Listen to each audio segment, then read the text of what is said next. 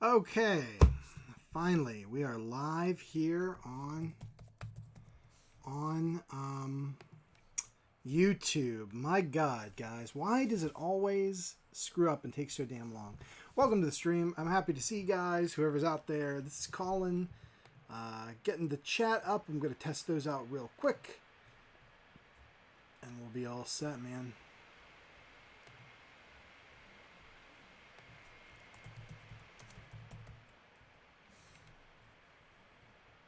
Let's see if we get the tests in. Chat test good.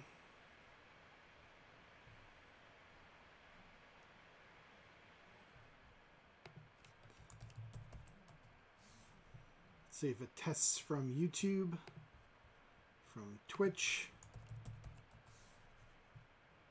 and from Mixer.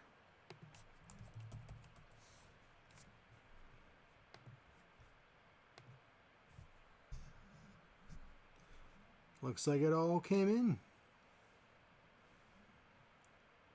Perfect, perfect, perfect. That's what I like to see. Welcome to the stream, guys. Today, let's draw some monsters. Let's have some fun. Hope you're all doing good. Hope you're all staying safe and healthy and everything's good out there for y'all. We're hanging in there today.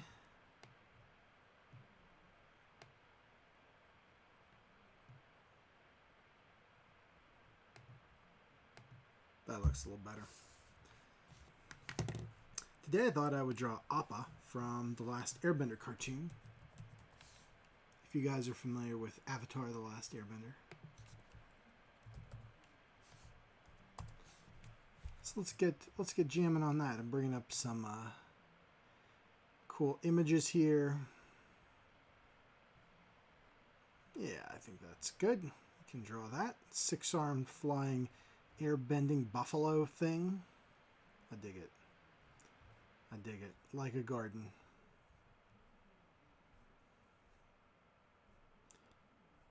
I don't know. Let's have him looking pretty cool. He almost reminds me of a tardigrade. The way he flies with his arms down. I like that. Okay. So as always, I'm going to start out with, hopefully you guys can, hopefully that's not too bright. Yeah, that looks good.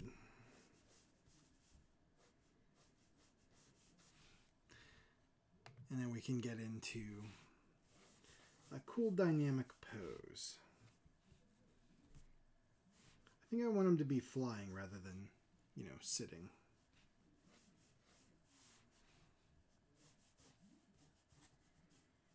It's basically two big ovals.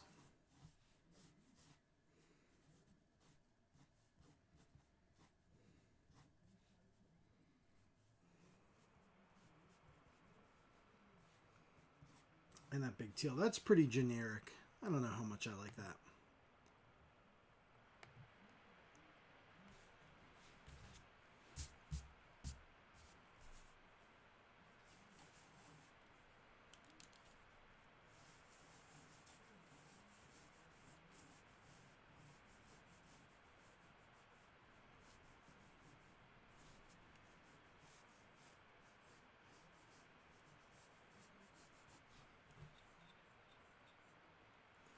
And we will get there. We'll figure something out. Something that looks good.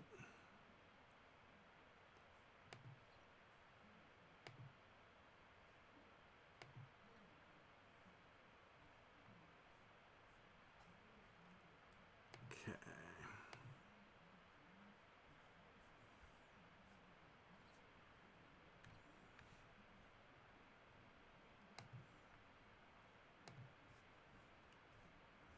There we go.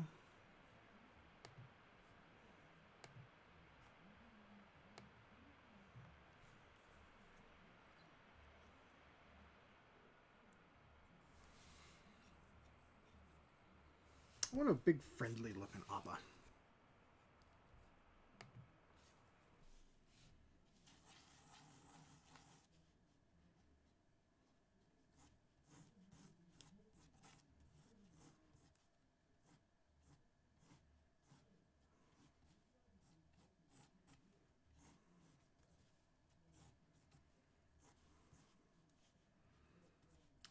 something like that.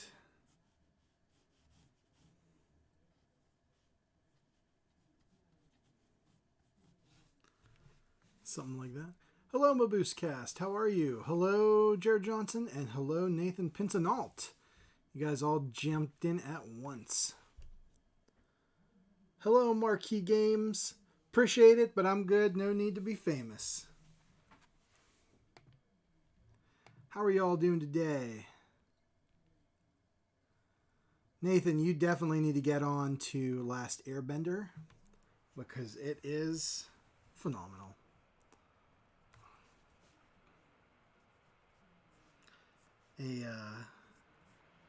One of our friends got their 2-year-old watching Avatar, and he loves Appa, so I figured I'll draw Appa. That sounds like fun. It's a big old furry monster, which I love, but he's also friendly.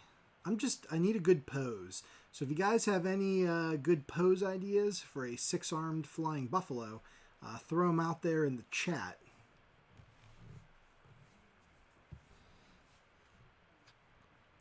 Hope you're all doing well. Hope you're all staying healthy. Yeah, I think that's better. That was just too much light.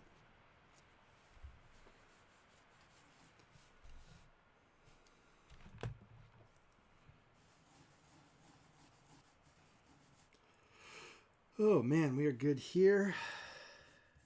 Keep it busy.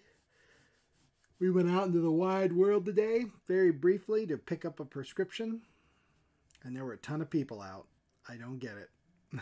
It's crazy times, man.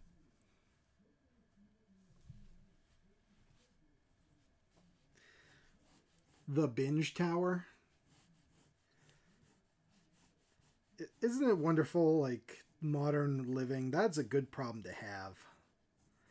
I have too many options for entertainment. I don't think people in, 1850 ever said that.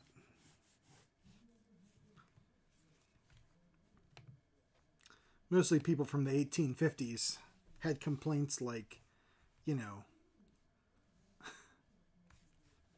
the cholera. Yeah.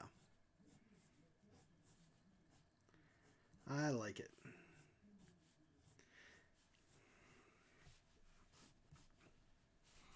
I've been meaning to watch more movies. I just haven't. I don't know why. Getting caught up on Supernatural just, man, did that eat up a lot of time. 14 seasons. Sweet monkeys. That took a bit.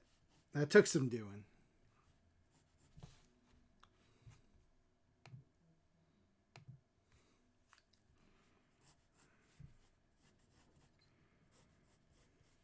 All right, let's get this more Appa drawn in. It's kind of hard to make a good dynamic pose for, again, a 6-armed buffalo thing.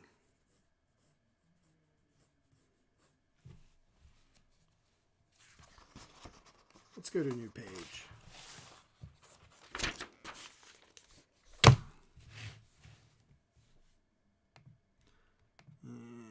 We'll get some more reference here.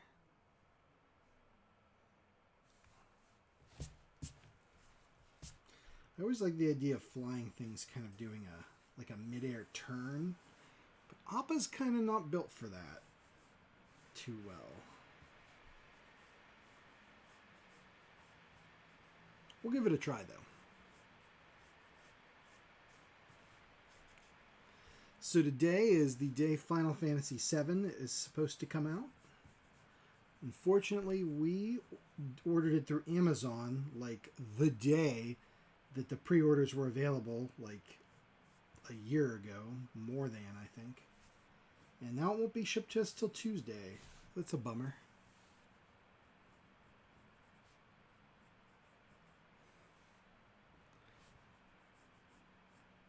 Alright, get that sweet little Appa nose in.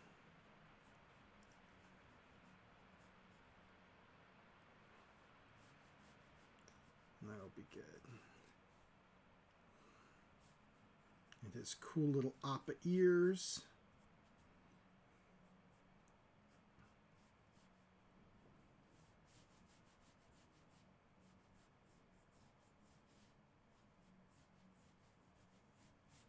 There we go. I'm kind of starting to like this. This is kind of nice.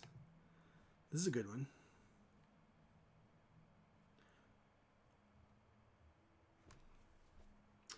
Ooh, Maboose. That is a good one. Return of Chandu. That's awesome. I love old movie serials. And rare for Lugosi to be a good guy. That's awesome. Even in like the Universal, the Black Cat favorite of mine, he's the hero, or he's the protagonist. But I don't know if he's a good guy, you know. So that's pretty cool.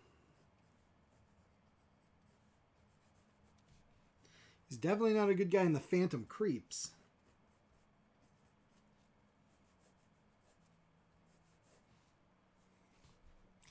Alright, Appa's tail.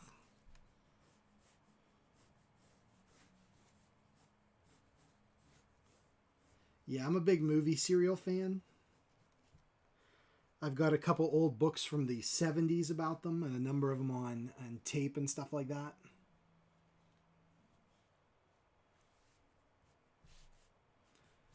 Let's get Appa's paws.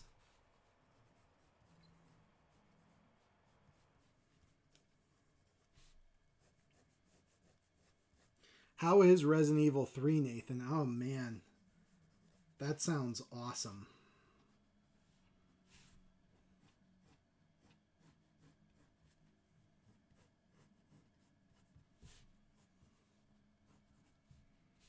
Okay, let's see.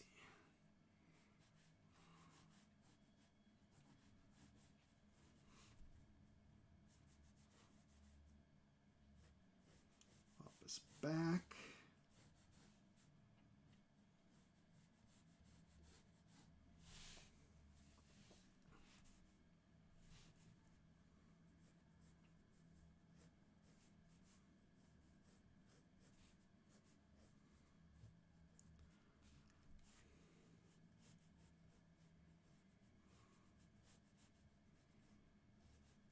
Got those cool tail markings. Okay. There we go.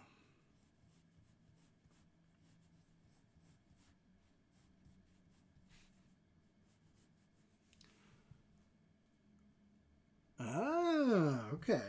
Little RE4 and Resident Evil 1. Which version of Resident Evil 1 are you playing, Nathan? Is it the like the remake that was on GameCube a while back? Is it a while back from like 2003? Is there another re-release kind of a thing?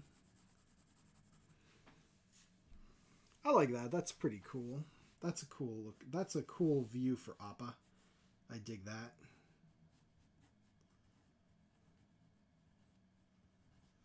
Kind of flying, but also looking a little dynamic.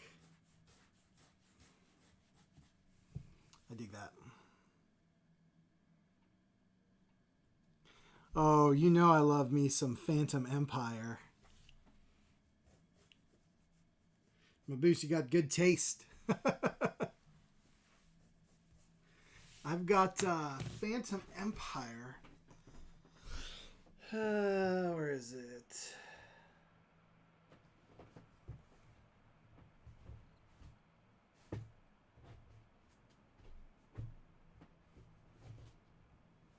Ah.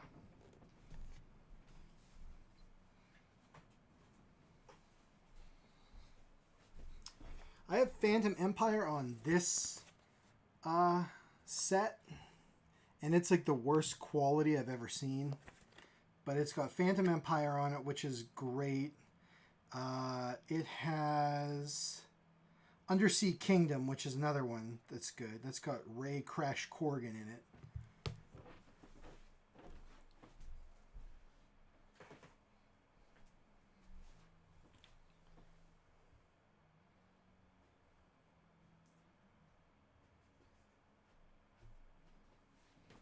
This is one of my favorites, though. Zombies of the Stratosphere. Yes. I love that one. Oh, man. It's got Leonard Nimoy in a bit part, which is cool. Anywho. Love movie serials. They're so good.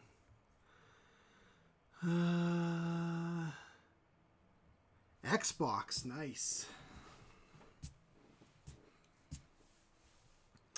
Okay, so let's have an Airbender Temple 2 in the background.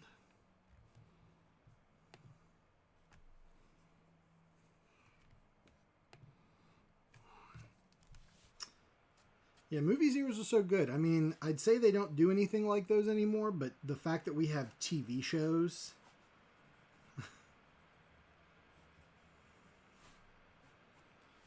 you know...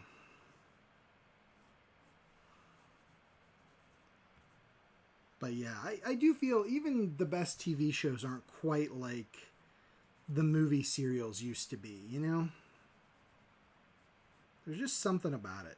And we don't have anybody, I don't know. You guys chime in, because I'd love to hear your opinions on this, but I don't think we have anybody quite like Bela Lugosi anymore. We don't have anybody like a Boris Karloff anymore. Even people like say your Elvira's.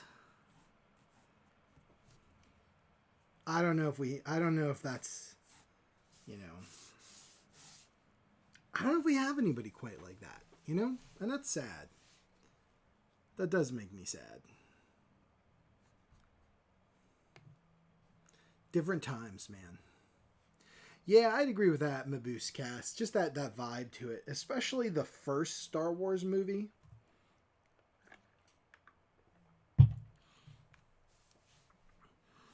You know, it's kind of a shame they only ever made 3 Star Wars movies. But at least they never screwed it up.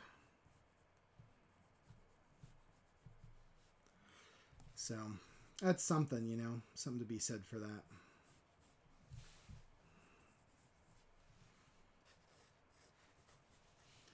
Okay, I like that for the Appa, the look of Appa. So let's grab out our good old friend Bristol board and get moving.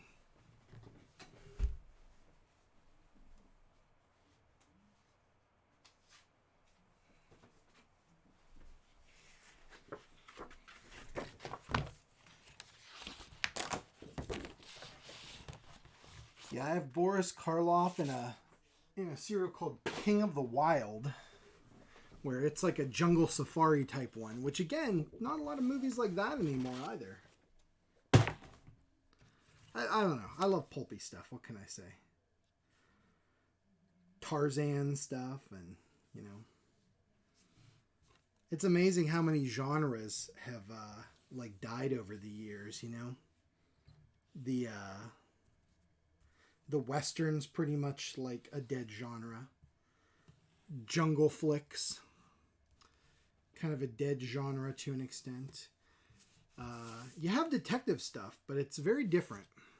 It's very different than what it used to be. I'd love a good throwback movie, but every time they come out, they leave me a little... There's often something about it that just doesn't work. I remember how excited I was when Sky Captain: The World of Tomorrow came out, and I still like that movie. I do, but it just... There was something about it that didn't quite work.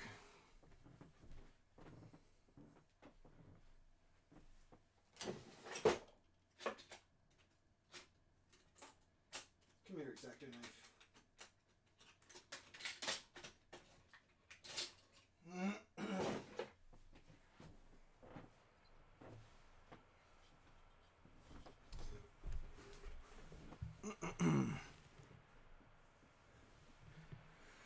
Nathan, well said, my friend. Well said. You know, I was so bummed out that the Universal Mummy movie, the new one, they speaking of pulpy stuff, the 90s Mummy movies, say what you will, but I love them. They're great. But yeah, man, they just I don't know. The Universal Mummy movie with Tom Cruise, the Tom Cruise Mummy. When I say that, everybody will know what I'm talking about. The Tom Cruise Mummy movie. It just, man, there's a whole genre out there just waiting for people to rediscover, and they just keep screwing it up. Jared, good point. Good point. Yep. Yeah, nothing like Burgess Meredith out there.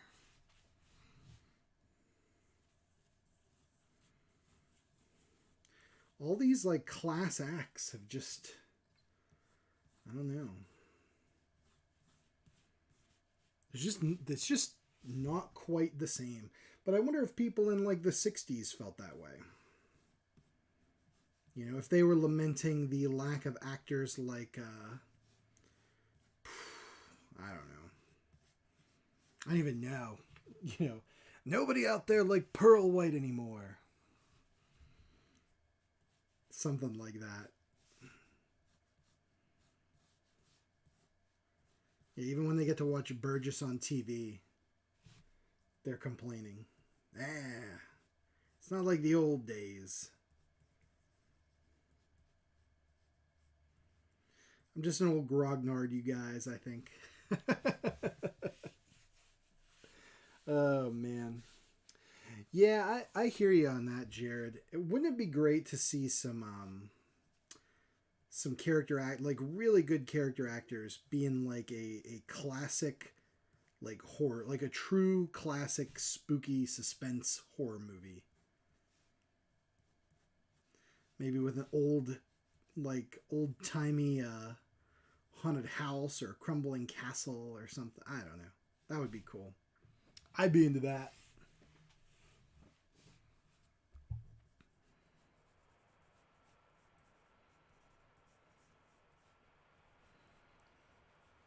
Who would your guys' dream casting be if you suddenly became in charge of making a classic movie, like a doesn't have to be horror, but like a classic style, like maybe a jungle adventure, maybe a horror movie, maybe a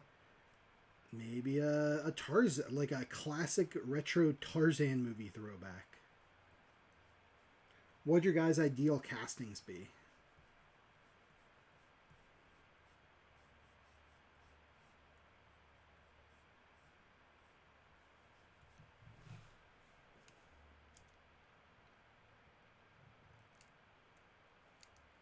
Kind of like in a Monster Squatty kind of way, Nathan.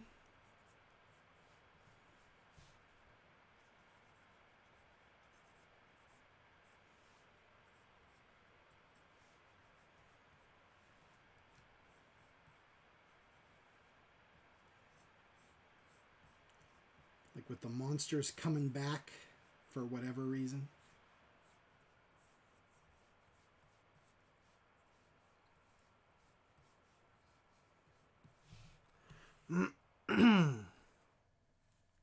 Exactly. Okay, right on, right on.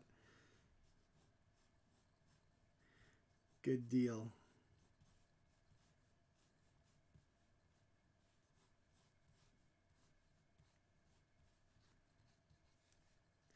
What a movie, man. Monster Squad is awesome.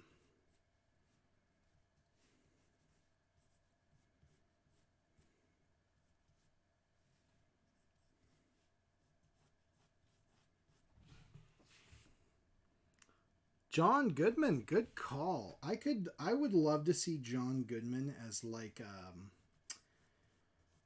what's his name?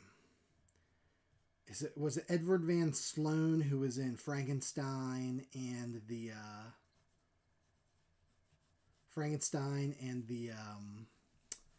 Dracula and stuff like that. Like he always plays that same type of like basically the same character, like the old professor. John Goodman would do good. You know what? Actually, Jungle Adventure, Skull Island was great, and John Goodman was great in it too.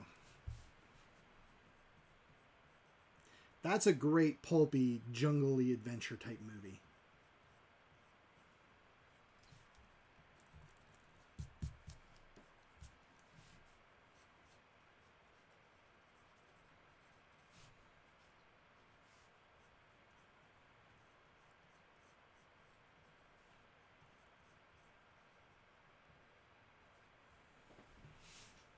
Skull Island, so good. It's so good. Okay, I don't like that. That kills the silhouette.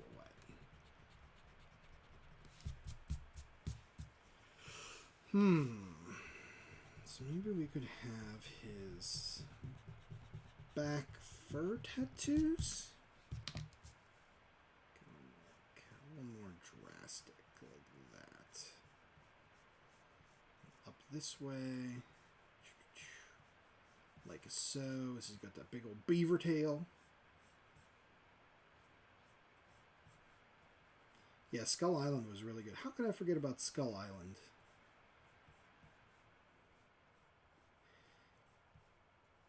Now, Nathan aside, anybody else Godzilla fans out there? Nathan, I know you're a Godzilla fan.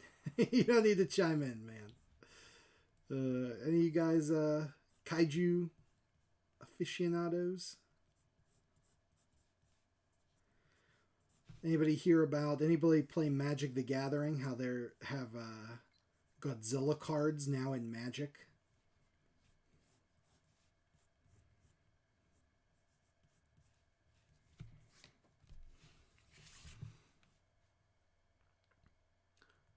Colin Capucci, how you doing, man? Good to see you. Good to see you. I'm doing good. How you doing today? Tony Todd voicing Cthulhu. Whew. Nathan, you have my attention. Yes. My boost cast. Excellent. Gotta love kaiju flicks. Gotta love Godzilla. Yeah, I'm half tempted to pick up the new Magic core set just for the Godzilla card, but that's like $60+ for a game I don't currently play, just to have a single card. But you know what? Worth it. Kong fan, right on, man.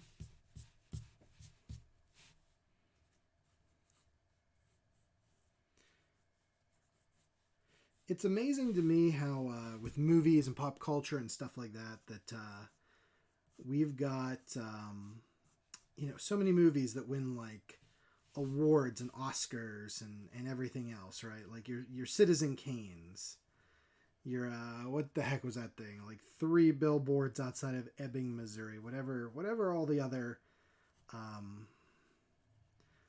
Academy Award type stuff is, all these like drama movies and that, right?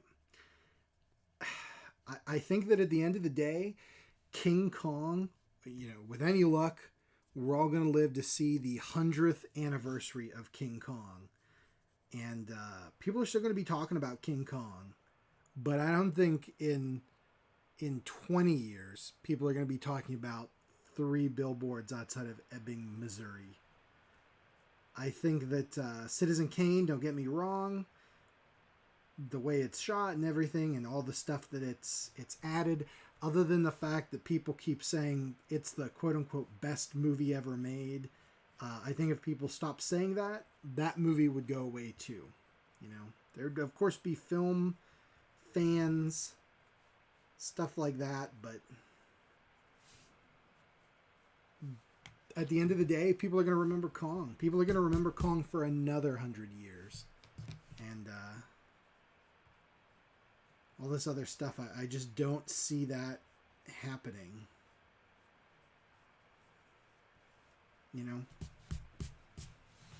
Okay. We got our Appa in. I like that. The air temple isn't too crazy down there, too big.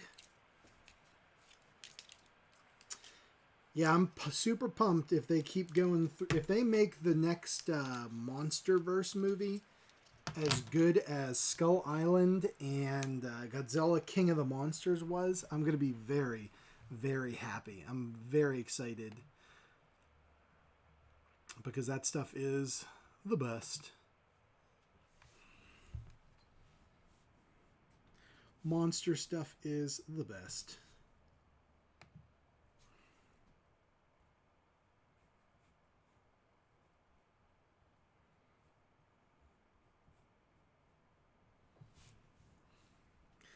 So we got John Goodman cast, a classic horror movie or whatever.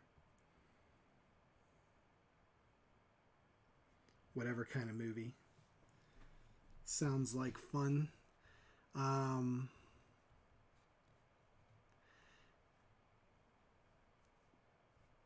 Let's see here. I need a good picture real quick. Where are you at? Pictures.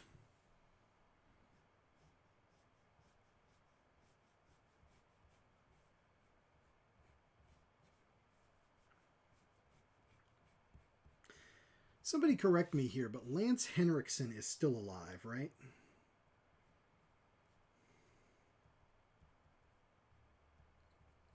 I want to cast him in something going forward. Be great. Okay. Let's get his furry hair.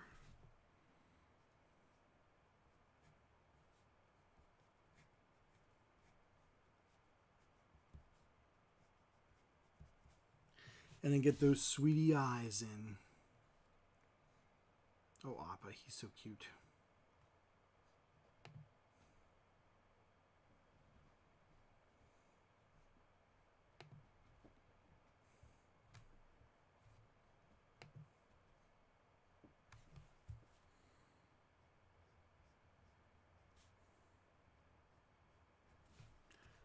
Here we go. Okay, good. Good, guys. Lance Henriksen still with us. Or Lance Henriksen still with us. You know, I feel like in these trying times, we all need a bit of good news. So that's some good news, right?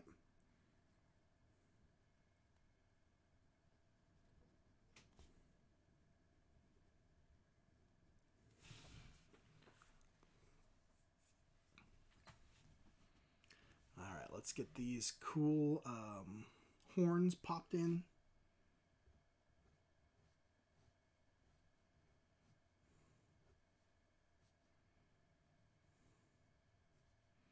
It's got straighter horns than I was putting in with the sketch.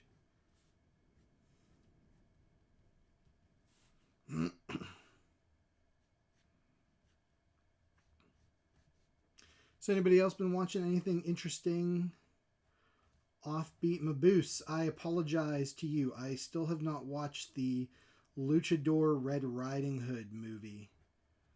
Things got a little crazy for me this week. And sadly, I did not get a chance to watch it. But still looking forward to checking it out. But I do apologize for that.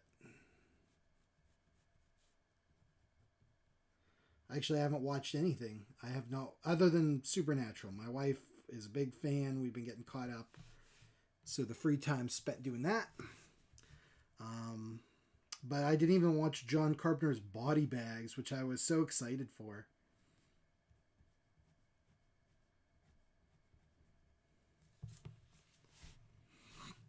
Okay, Appa's good.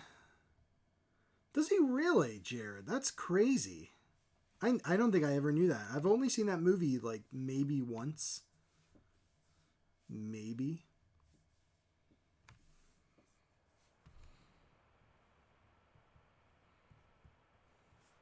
And that, even then, that was a long time ago.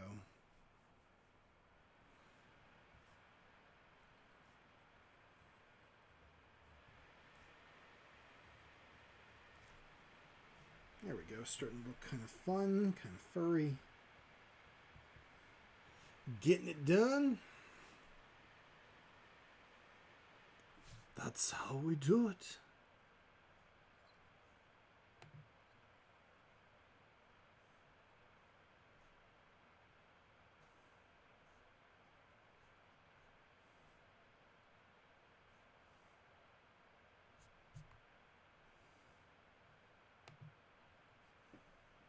Okay, sweet. Okay, we'll get his little hand put in. His furry underside where his neck is.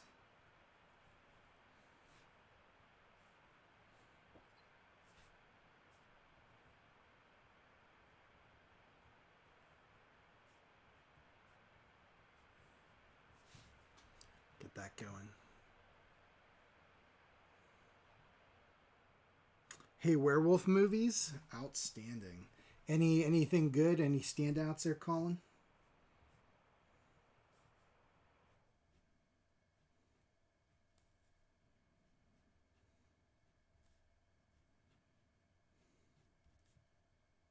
And does anybody remember the TV show Werewolf from the 90s?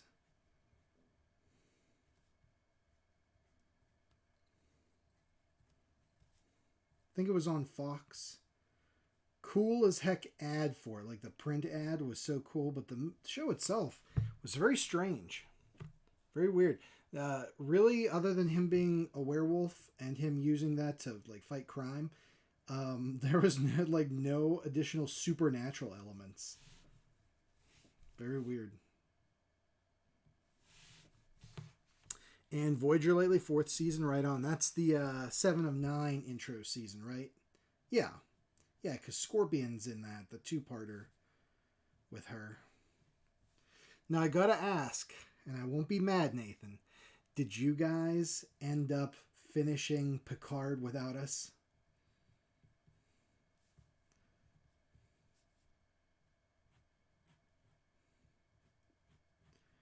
I actually have not finished up Picard. No spoilers from the peanut gallery, but I have not finished it off. I've seen various mixed reactions, like titles of videos, like Star Trek Picard really screwed up, and I'm like, oh boy. But I kind of want to, check it out for myself, make my own opinion of it.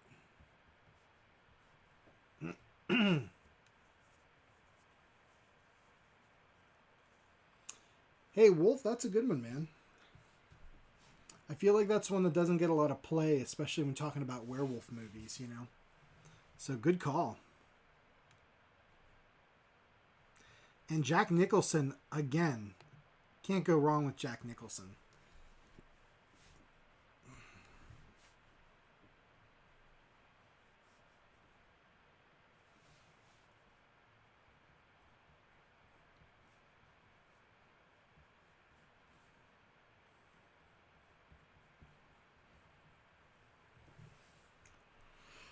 Okay, let's get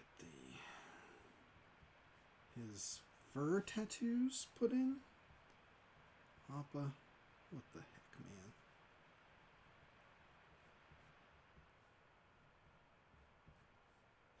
Yeah, Wolf's a good one.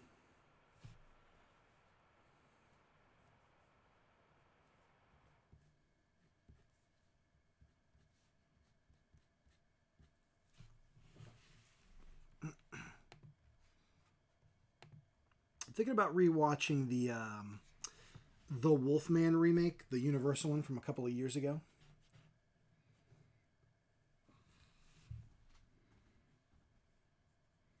I've only seen it the one time. I remember thinking that was okay, but I'd be willing to give it another shot just to see if there's anything in that one I'm missing.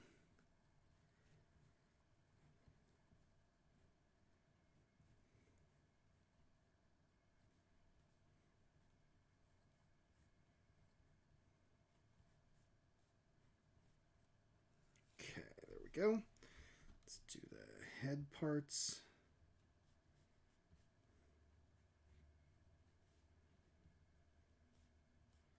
Appa's big and colorful and friendly. Now I need to make a decision about what I'm going to do with the other side here. Yeah, the 2010 one. Yeah, Wolfman. Thank you, Maboose. Yeah, I've been thought about giving that a revisit just to see what's up. Do you guys remember the TV show She-Wolf of London?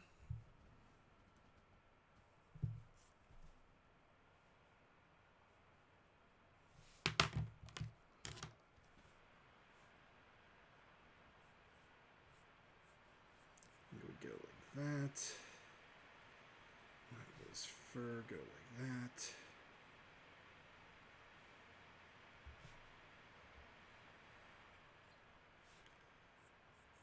Actually, I'm thinking about just ending it there. This would be the final curvature.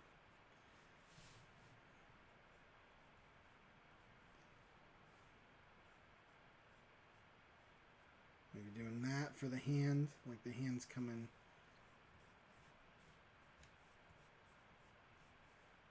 down. I don't know. What do you guys think? Hand kind of coming down so you barely see it and have the little hands under his chin, or hand coming out in front. Down or in front, those are your options. You let me know what you think.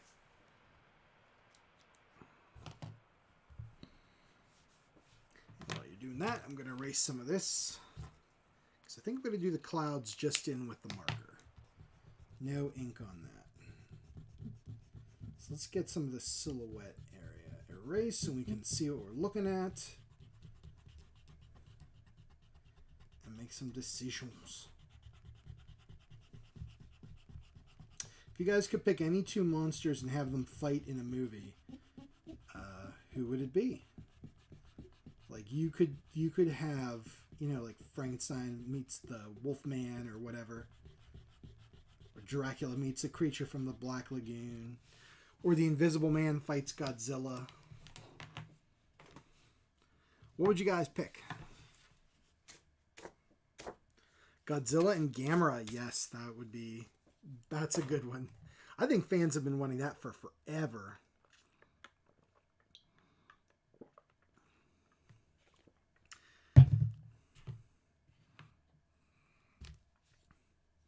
That would be a good one. Okay, so we got an arm down and an arm out. Oh, good. Good. Consensus. Yeah, the thing I'm thinking about is the silhouette here of Appa's head. Is we've got this really nice coming in, and bam, there's his head right there. That, but if we put it underneath, it might wreck the silhouette down below. As such, if we put it out,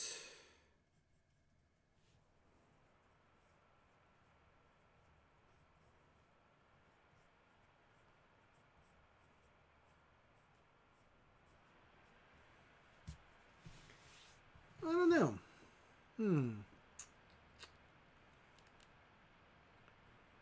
Yeah, She-Wolf of London. There's actually a Universal movie from the back in the day. I can't remember the year.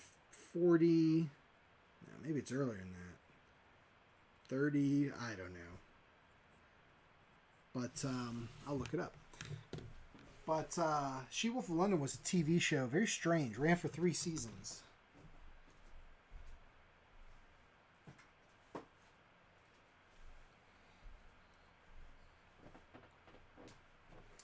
She-Wolf of London was 1946.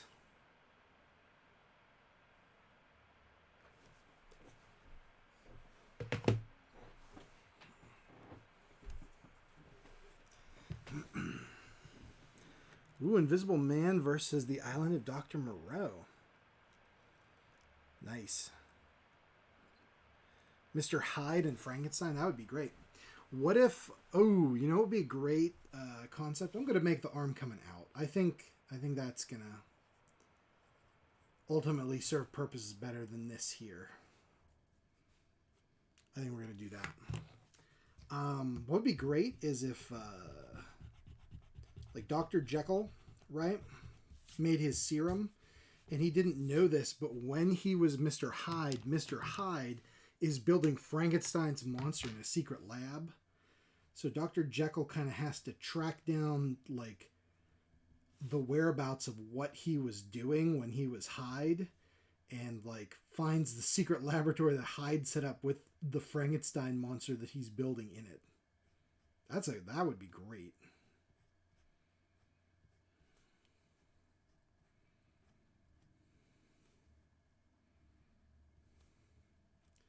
All right, we're in it to win it, guys. There we go. The Fly and the Thing.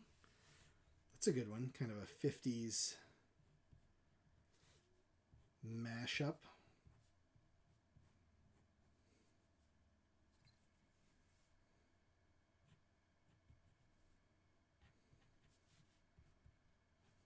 Okay, let's get this Northern Airbender temple thrown in.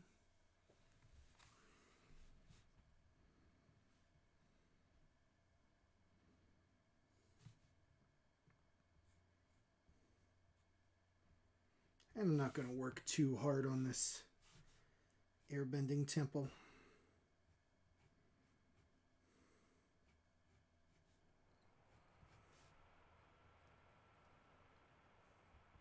Because it's just like background stuff.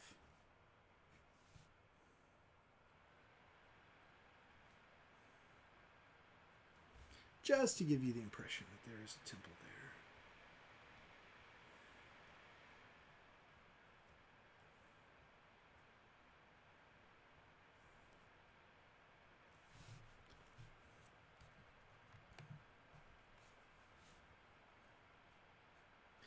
I'd love to see, you know, a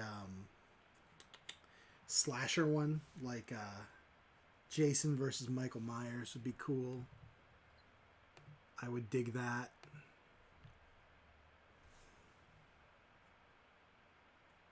I would also dig Jason versus Godzilla would be a good one.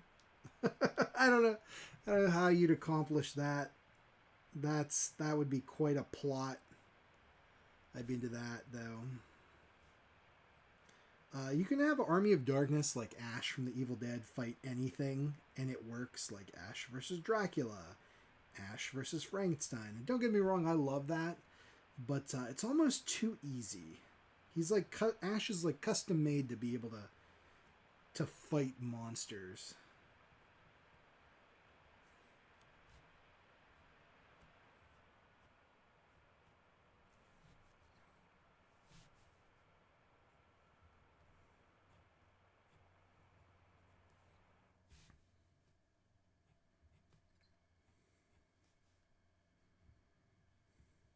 I still also haven't seen the Grudge versus the Ring movie, and I really need to watch that one too.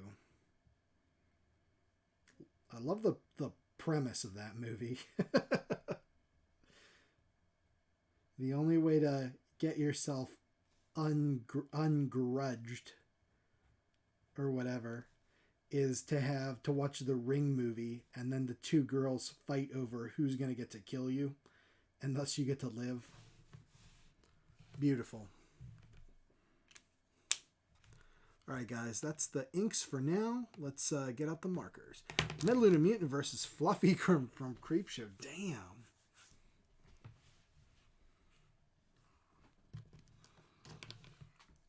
Yeah, Maboose, that's what I've heard. That's what I've been hearing. It's just pure entertainment.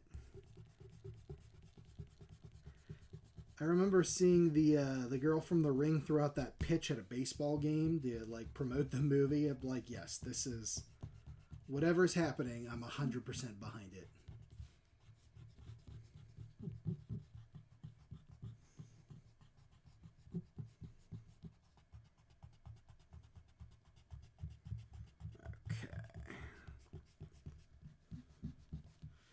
This is coming along nicely. I hope it is well liked when it is done. Let's get to the coloring stage, huh?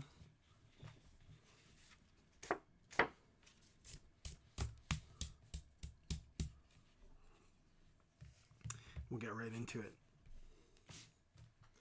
I'd love an official Star Trek versus Star Wars crossover.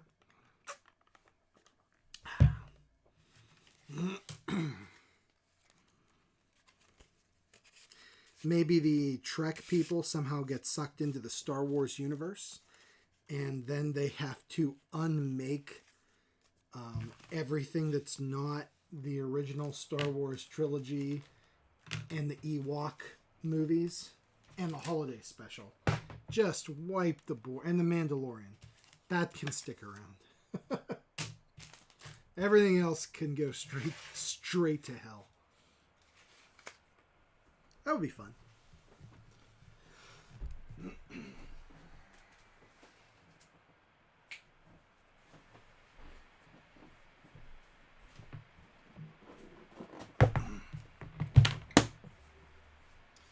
I know she's getting a little older, and I know that the action scenes would be a little tougher, but I'd love another Elvira movie. I have indeed. H.P. Lovecraft is traveling around, played by Fred Ward, trying to solve a mystery. It's awesome. He goes to the Dunwich Club. Love that movie, Jared. I'm glad you've seen it, because I feel like that's not one a lot of people have seen. I think it's on Amazon now.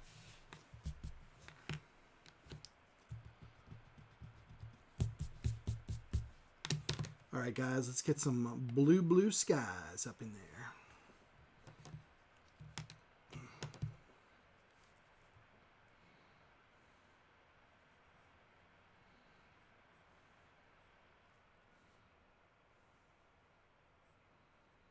Actually, we'll add some mountains there in the background. In the background. All right, blue skies. Blue sky on Mars. How about that?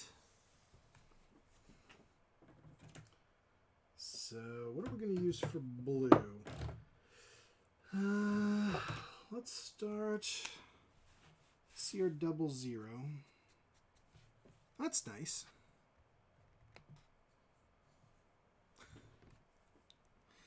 Thank you, Jared. Yes. You know I love my stuff kind of weird, kind of offbeat. So that's even better. Pale porcelain blue, blue trip 0.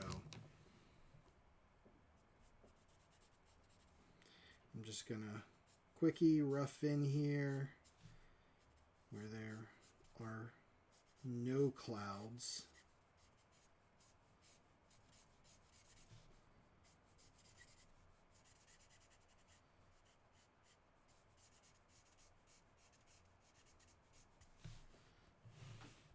We don't want to go too nuts with it.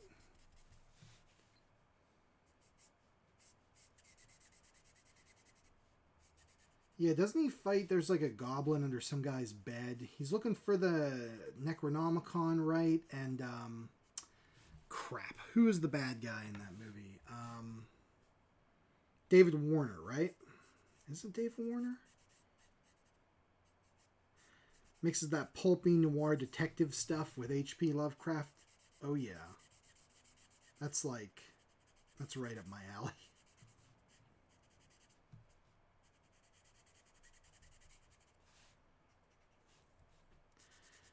Actually, I need to rewatch that too. I've been, I've been saying, playing a lot of Call of Cthulhu, which has been terrific.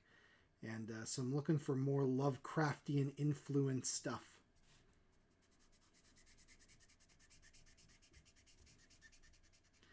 You guys know I love my Lovecraft.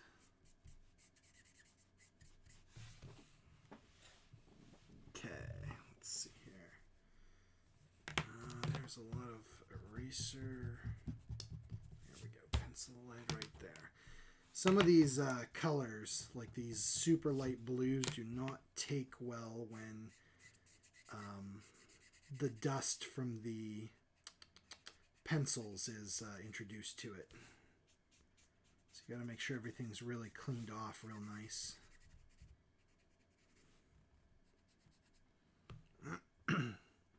Gremlin's in his truck. Yeah.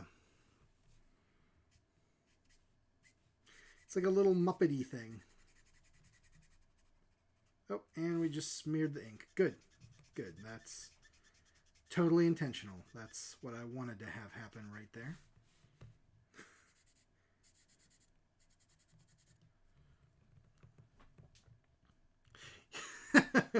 Yes. After working at TCRI Industries, he decided to flee back in time to 1940s Los Angeles when everyone was using magic. Some kind of shady real estate plot. Awesome. Okay. So now that kind of is in, I don't know if you guys can even see most of that. It's so light. I'm going to pop in here. This is just the slightly more saturated version to just add in some. I'm going to darken it near the bottom here.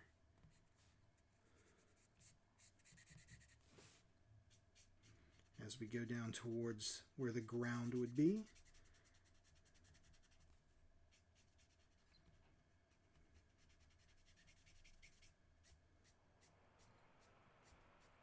feathering it up so it blends in. And once again, I'm not too worried about coloring between the lines here, because things are going to get smeared, they're going to get moved. It's okay. It's all good in the hood, guys.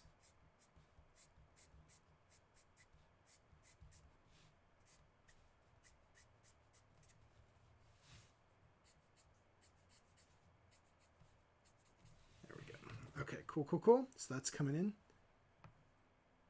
Really? Now that I've never heard of. I need to track that down like stat. I watched, I think it's called Night Surf. It's a 60s black and white, like, classic horror movie where Dennis Hopper is a sailor on leave, falls in love with a mermaid. A man-eating mermaid. Good stuff. I'll need to see if that sounds great. I need to see if that's a thing. Okay, so let's move on to our Appa portion here.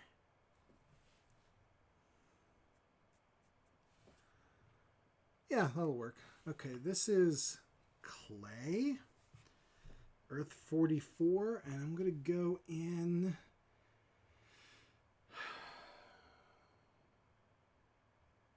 Yeah, I'm going to try it.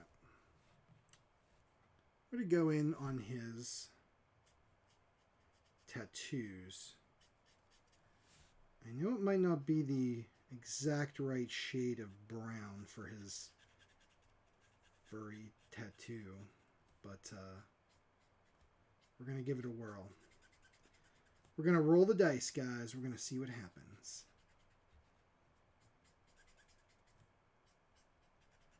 Dennis Hopper, romancing a mermaid.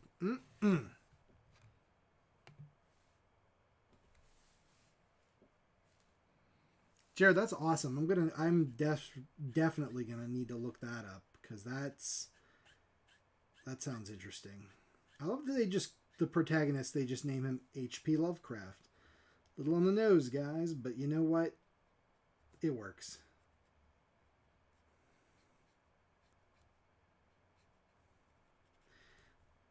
That's like if I have a spooky movie set in Maine and the main character's name is Steve King. Also, somebody please make that movie happen.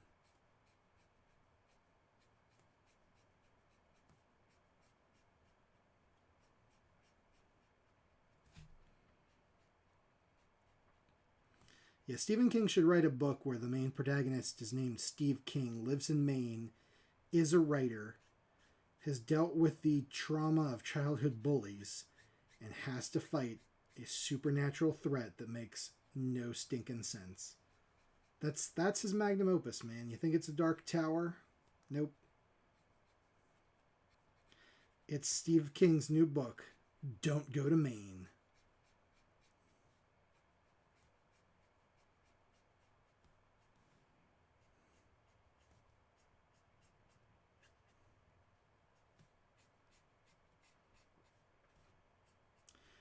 You know, I gotta say this too. So I'll throw this out there too. So I live in Pennsylvania, as some of you may know, and some of you also live in Pennsylvania. But it's great that we have so many cool horror movies that were like shot here.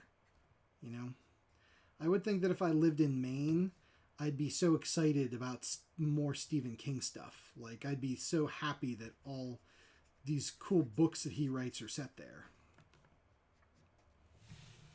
I think that would be neat, you know?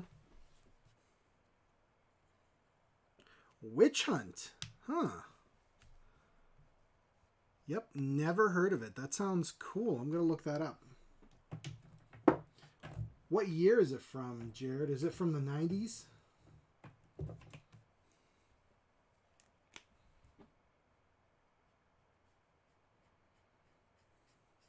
Because I think Cast a Deadly Spell was like 94, 95, maybe even earlier.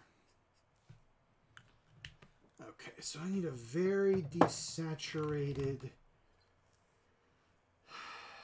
kind of a gray brown. Will champagne work? No, I don't think that'll work. No, that's too... 2 red. Maybe just a warm gray. Like a warm gray. We'll do 3 to start. We're going to do 3.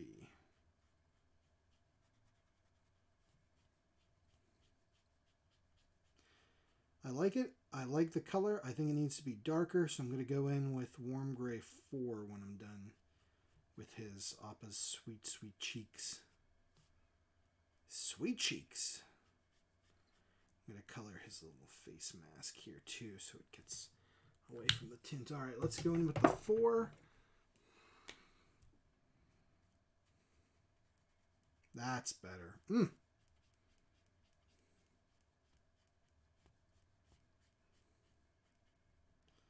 Muchos betteros.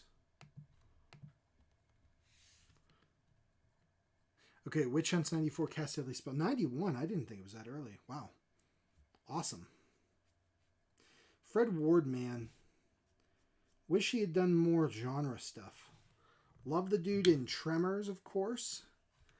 But I feel like he was in Remo Williams, which was... They were trying to get a series started, and it just didn't happen. Like that movie, though. It's got Captain Janeway from Voyager in it as the love interest.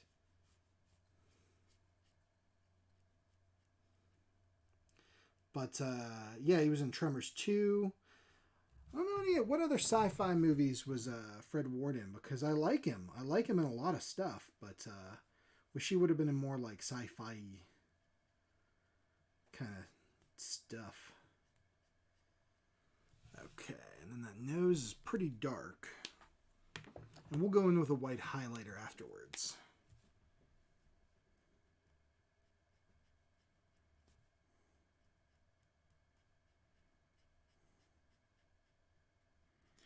Now to shade his fur, we're going to use a combination of really soft earth tones and some creams, because he's not white. He's kind of got a creamy look to him.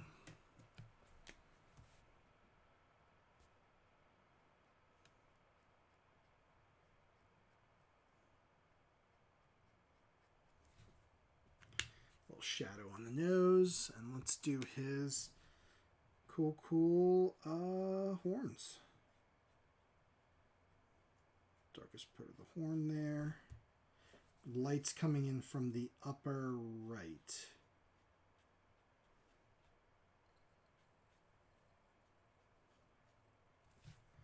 So there we go, and then I can hit it with a lighter.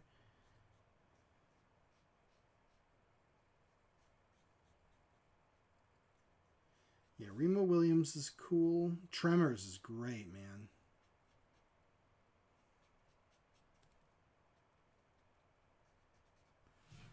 What a great flick. Okay. Sweet, sweet. We got 5. We got warm gray 9. The clay looks good there. So let's go in with some really light creams.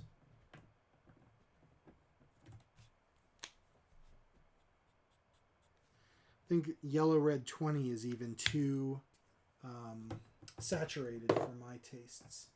So I'm going to go down to like a yellow red 00. Whoa, that's way more orange than I thought it would be. That's nuts. Not what I was expecting. This is why we test them out. How about we go down to yellow red quad 0.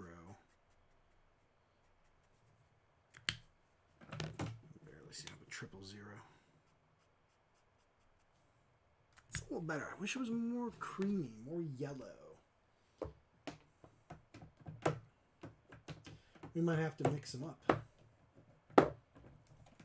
Got this buttercup yellow, which is almost too yellow now. Oh, man. And good old-fashioned cream. It's too saturated. So I think our best bet for this is not going to be perfect, but let's try.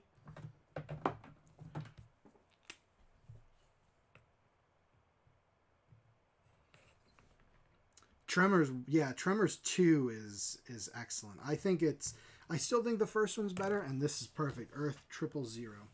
I still think the first one is a little better, but Tremors 2 is right up there. And yeah, Naked Gun 33 1/3. Yeah, he was the bad guy.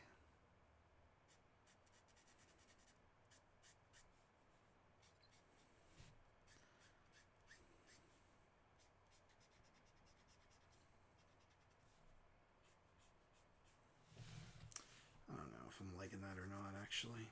But we're here now, guys. We made our bed. It's time to lay in it. And when I say we, I mean me. You guys are blameless.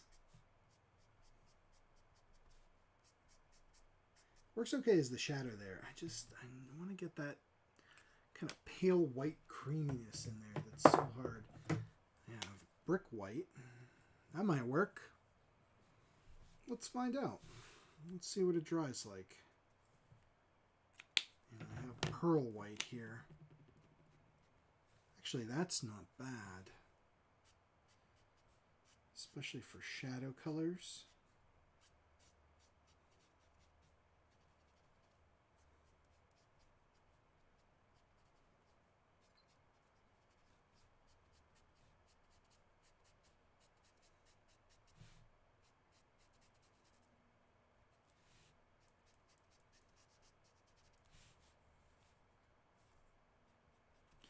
Naked Gun movies, also good. Leslie Nielsen, great, not only comedian, but he was in a good number of like sci-fi and horror movies. From, of course, Forbidden Planet, but Prom Night, the first Prom Night, he was in that. You know? I know there are some others. I can't think of them, but I know they're there. But yeah, great.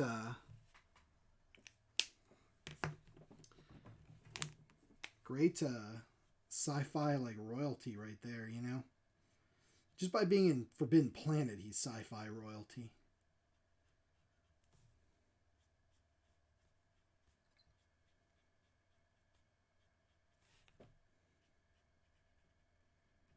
Fighting the monster from the id.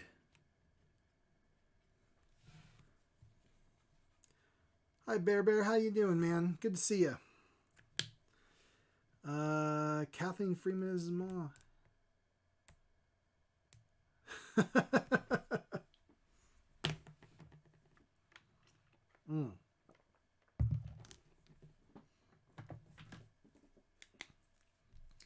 Thank you, Bear. This is Appa from The Last Airbender.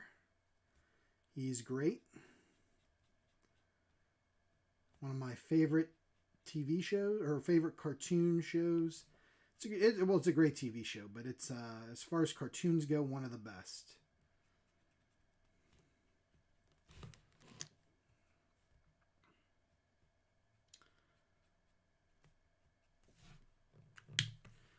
All right, now I need to figure out if I want to do. I really like the shading with using the pearl white. I think anything else I have is going to be too saturated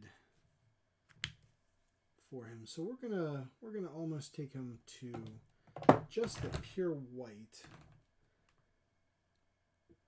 I think for that I'm going to go in with the Earth Quad Zero just to blend it up into the whites. Oh, there was a piece of something on the paper there. I see it picked it up. It just smears them like crazy.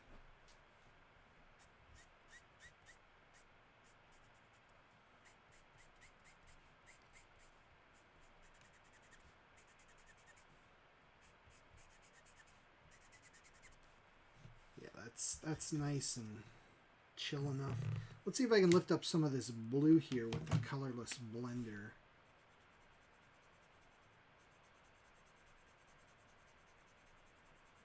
Get these colors all blended, and I can of course hit it with the white paint pen afterwards if I really want to make sure it's nice and free from, you know, all that kind kind of stuff. All right, let's go in with the 40, the brick white.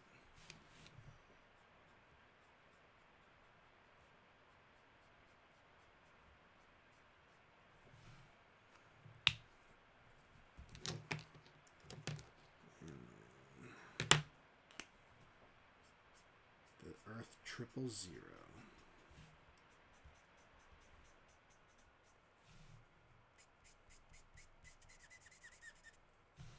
Go.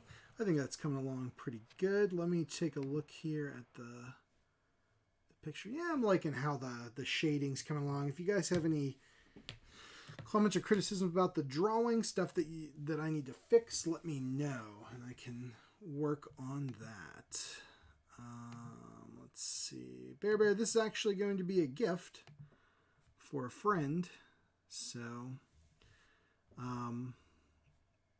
that's what this is going to be. So I don't think Appa was my favorite.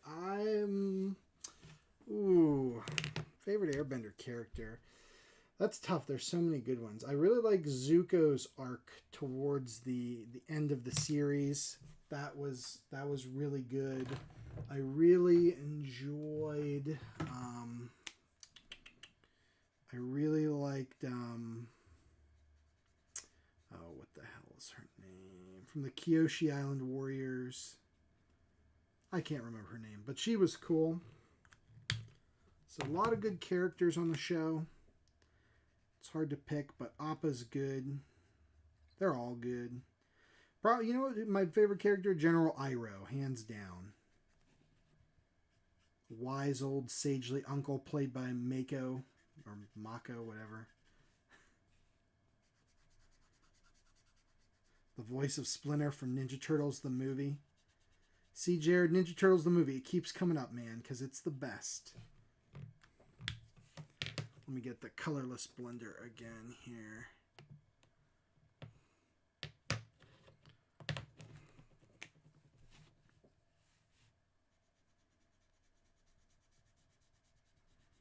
Cha-cha-cha. And kind of blend out this blue. Bring these mountains up a little better. Like that. And we'll work on our little air temple here down at the bottom. So air temple's got that sweet, sweet blue tops. Kind of mountainous. We'll add in the mountains with this ash rose. I'm keeping it pretty simple with this. We'll go in and darken things up later if we need to, but for now it's just pretty simple. And then in terms of the white, I'm going to shade it with the gray sky.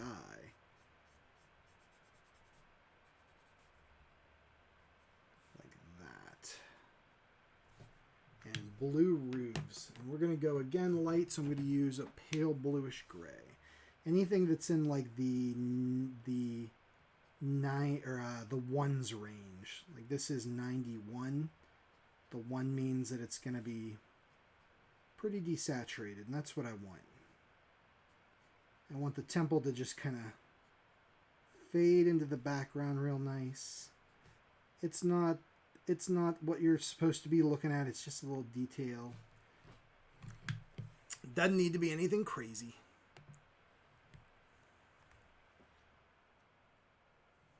Yeah, Bear, the Avatar comics are great.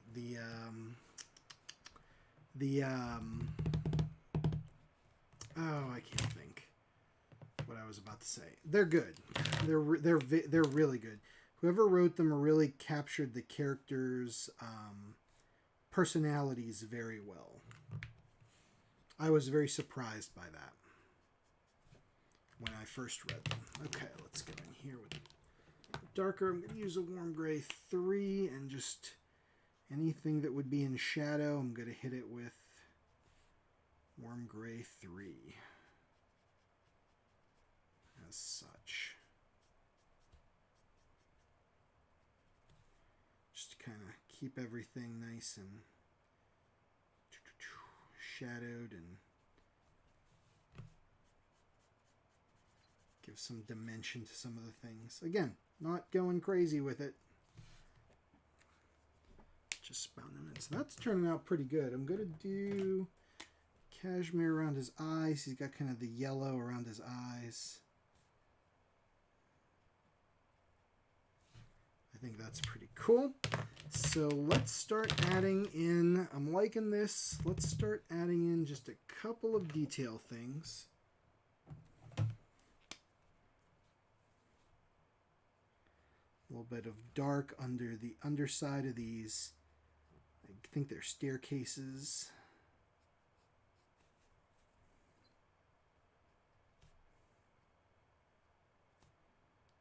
Again, nothing crazy. Oh, Nathan, yeah. I don't know if Avatar is streaming anywhere, but definitely worth checking out. You can watch it now, or even when your little one is a little older. Get her into that because it's great. It's great for kids. Great for adults. Is good. It's got the Markers and Monsters seal of approval. That's me sealing. And also, yes, get back into Berserk. So good.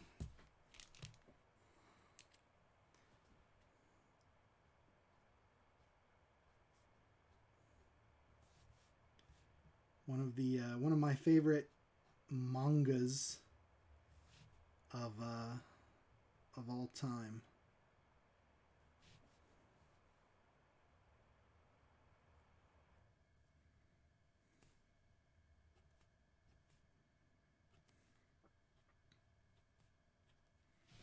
Give him a little wachow on there. That's the official term, wachow.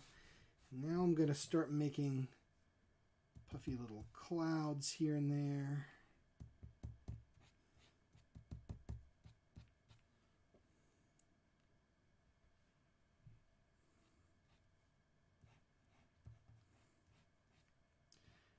Do you guys like I know we've got kaiju fans.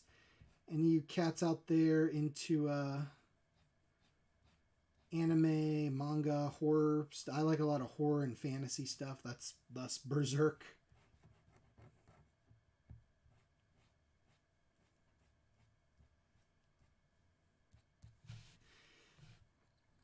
Okay, I need a square of...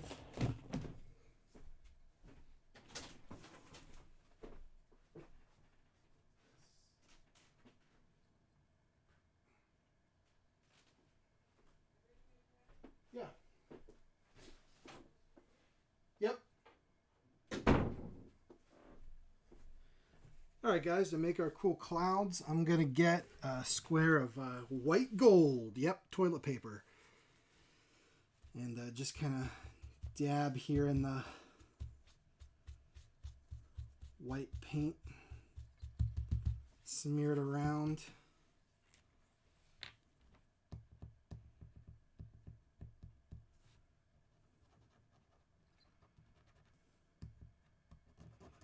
Add in some stuff. There's not a ton of good horror like anime out there, like true horror anime. I know Perfect Blue always gets accolades and stuff, and I like it for a psychological thing, but it's not my, I wouldn't call it my favorite. Akira's great cyberpunky horror stuff. Ghost in the Shell. They do a lot of good sci-fi.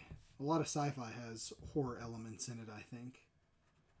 Lily Cat was always a favorite. That's an Alien ripoff. You guys probably can't even see this.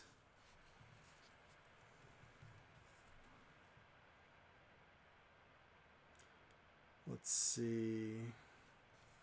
Yeah, Nathan, I totally get it. Once you have a kid, maybe the last thing you want to read is like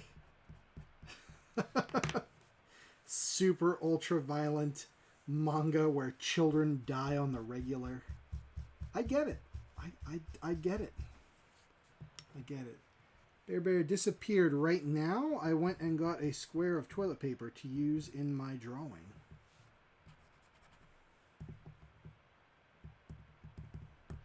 Guys, this square of toilet paper, I could have retired to Boca Raton, but instead I'm using it to help make Appa clouds. That's the kind of guy I am.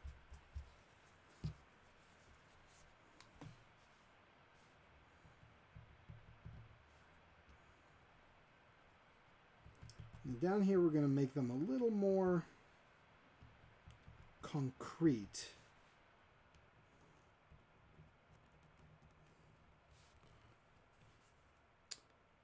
Oh, Hellsing. I have not actually seen that, Jared. I'm going to have to check it out. And yeah, Nathan, you got to get her to watch Akira and read the books too. The movie's nuts. I love it. So good. Yeah, Hellsing, I'll get into that. Bear, it's a good thing you have not procreated then. I'm happy about that. So keep up the good work.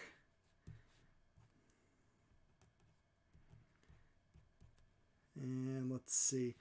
Yeah, I don't know. There's a lot of manga that I've read where kids die. Boku Ranu, if anybody knows what Boku Ranu is. Jeez. That's some rough stuff, guys. That's all I'm going to say.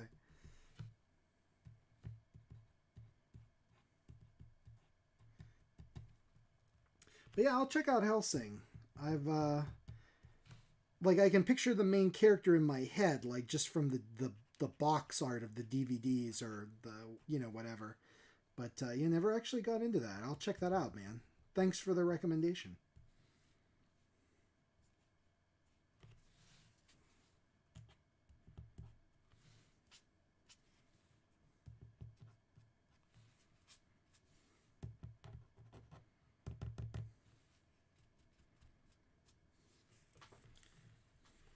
Starting to get we got a drip. We got a runner.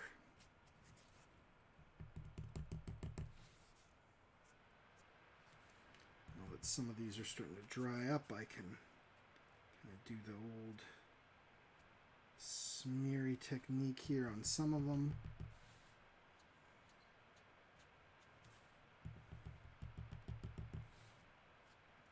Boom, like that.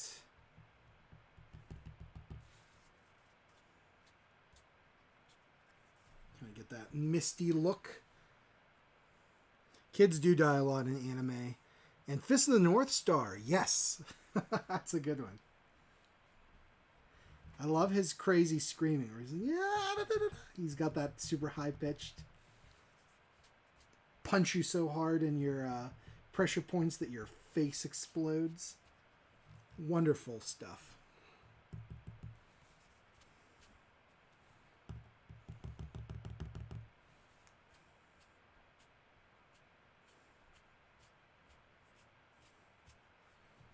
That should lighten up some of the aspects of it there.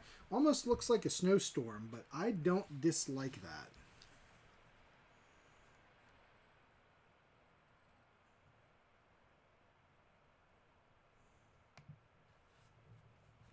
Let me hit the other light here and see if it brightens it up or not for you guys. So what are you guys thinking?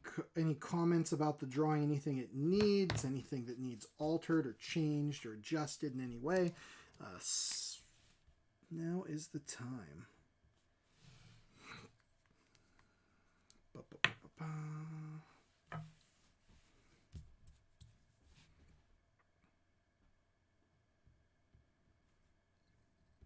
I'm going to go in and just add in some extra highlighty type bits. Actually, use the 03 for that. That's the brush. The 03. Looking sexy. Thank you. You dig it? Thank you, Nathan.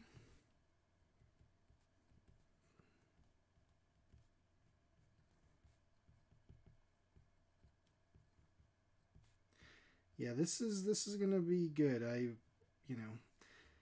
did this with you guys. I had drawn the Little Mermaid from my niece. I said I'll draw her whatever she wanted. She said the Little Mermaid, and then pulled out her Little Mermaid doll and told me all the features that the Little Mermaid has to have, including sparkly fins.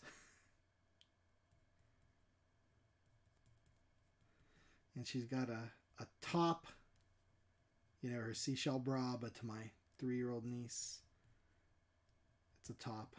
It's a this thing. This thing, she's got this thing. She's got this thing. So, and I'll do one for my nephew too once I figure out what he wants. But being that he's 2.5, I don't think he knows what he wants. Most of the time, he wants like a grilled cheese sandwich and a nap. So, can't really draw that for him. I can, you know what? I can try.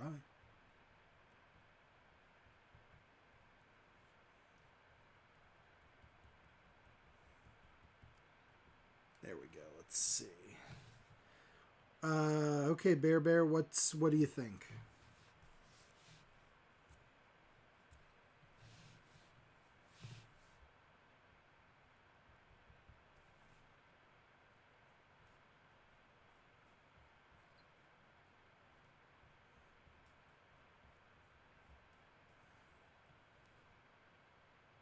Ah, very good. Yeah, good job, Bear. Great.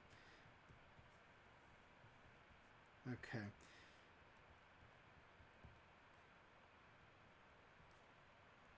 We'll just add in a couple little detaily bits here and there.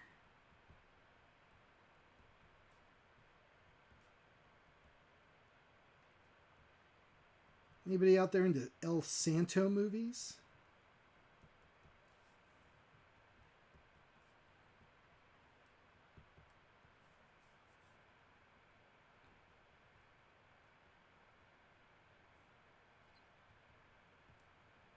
Mexican luchador fights the forces of evil.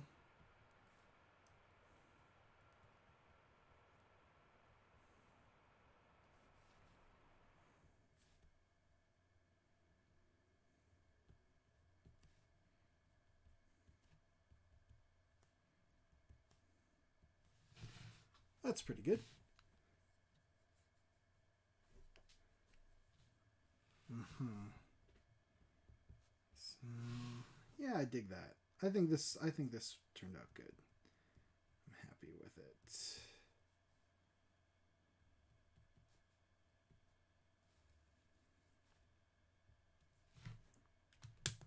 All right, and then if I grab a frame,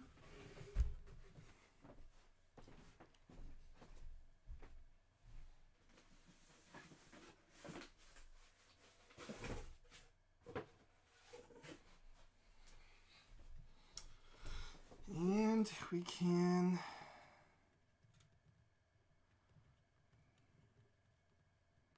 boom, see it all wrapped up. Okay, this will give me an idea of where to sign it. Nathan El Santo. They actually have them on MST3K, I think. El Santo was a masked luchador wrestler in Mexico, and very famous, very popular. And he then went on to do a film career. But in the movies, it's not just like him, generally speaking, it's not him like just wrestling some guy. He wrestles like Frankenstein or the Mummy, or I have him where he wrestles a group of zombies. And it's not just wrestling, there's a whole plot. Like El Santo's like a superhero. Some guy's creating zombies to rob banks, and Santo has to go and save the day, basically. He has his own like secret lab, and he always wears the luchador mask. You'd love it, man.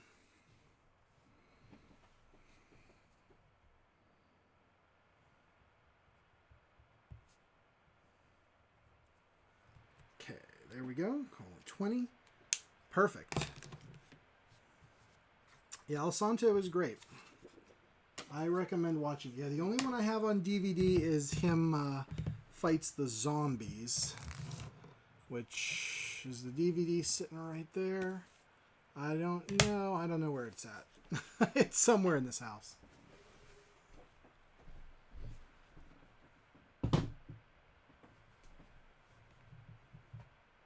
Hmm.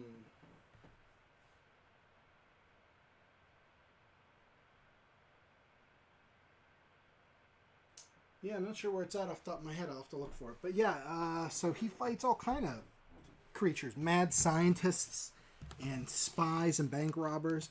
Lots of different genres for wrestling movies. It's like a ton of different genres, so it's pretty neat.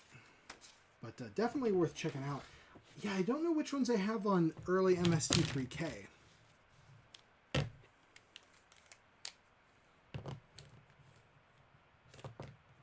But I know they have at least one or two. It might be the zombies one. That's pretty famous. The Vampire Women is another one. So who would have thunk it that like there's all these crazy monsters and you defeat them via the medium of professional wrestling. Like if that doesn't make you happy, I don't know what does. Yes, exactly. The Vampire Women. Put all these markers back. E70. Let's see. Y32. Oh, pardon me. But yeah, they had Monster Bash a while back. They had the son of the Blue Demon. Blue Demon was his sometimes partner, sometimes enemy in the movies. And another luchador. I don't know how you say it. So I apologize if I butcher the language. But yeah, his son's there, and he's a luchador in his own right. So pretty cool stuff, man. It's very niche, and I like it.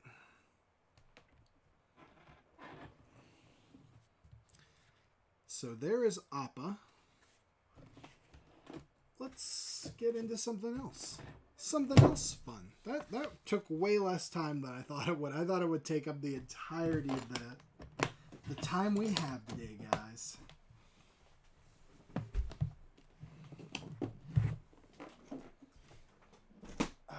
But it didn't. And that sounds okay. Jared, yes, check them out. It's pretty good stuff. It's again, it's an acquired taste, but I think that you guys here, you guys are the right audience for it based on it. You know what I know about y'all. Definitely kind of cheesy, kind of goofy, but a ton of fun.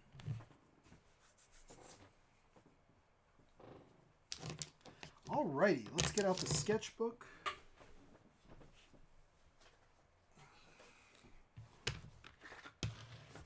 So we went from that sketch to this. I think that turned out pretty good.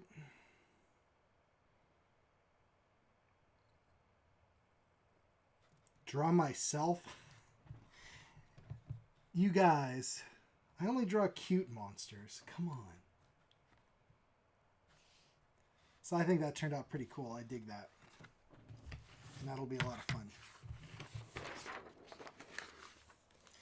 Maybe if I was redoing it, I'd put some stuff up in the sky or whatever. I'd try not to let try not to let perfect get in the way of the good, or however you say that. I don't know. But if I'm worried about it being perfect, it's never going to get done. And I'd rather it be done. That's more important. So yeah, like that. I can scan that. I can mail it. And that'll be great. Alright guys, let's get into some other fun stuff. I've been doing a lot of these Cthulhu Investigators. I know I've showed them to you. And some colored stuff. You might remember this creepy old witch from last week. She's colored. Same with this bruiser guy. Less is more, Bear. Yeah, I'd agree with that. I would, because then it you get Appa. It's like, boom, Appa. So those were fun to color up. These crazy crit Innsmouth guys. So been having fun with all that kind of stuff. So that's been great. This kooky guy. It's a good time. So I've been having fun with that. Let's draw some monsters. Let's do it. We were talking about. You guys hit me with a monster that we've already discussed on this show today. Something that was brought up in conversation sometimes today, and we'll get to drawing it. We talked about King Kong and kaiju stuff. We talked about movie serials. We talked about Bela Lugosi, Frankenstein, The Fly, the Metaluna mutant was brought up. You know, what do you guys think? El Santo, we did that. That would be a fun one, actually. El Santo fighting someone. So yeah, what are you guys thinking, man? Hit me up. El Santo is a good choice. Little Mermaid, I already drew one of those, Bear. So El Santo is a fun choice. I like that. Berserk.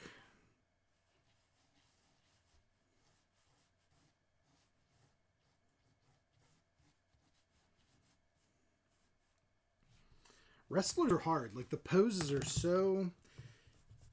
it's odd. If you make it too dynamic, it looks like a comic book, and you lose pro wrestling. If you make it look too stiff, it doesn't look pro wrestling enough. To get a good, like, wrestling pose, there's a certain... a pro wrestling pose, I should say. There's a certain, like, middle ground you have to hit.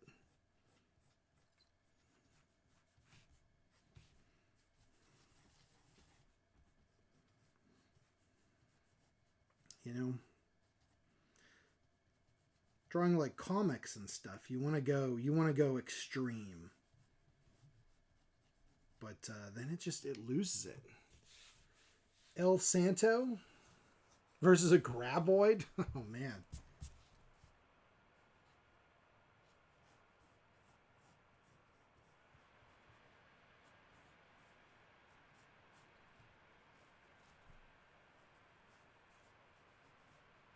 Getting that Tremors deep cut. I like it.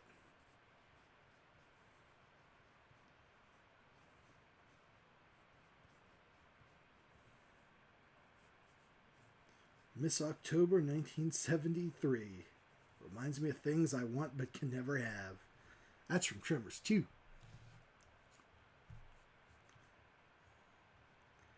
Versus Skull Knight. Man, I love Skull Knight.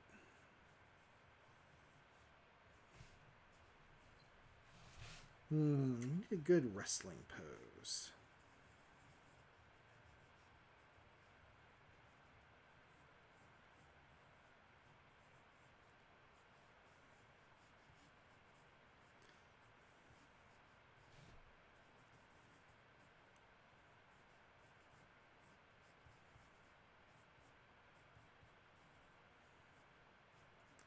Good wrestling pose.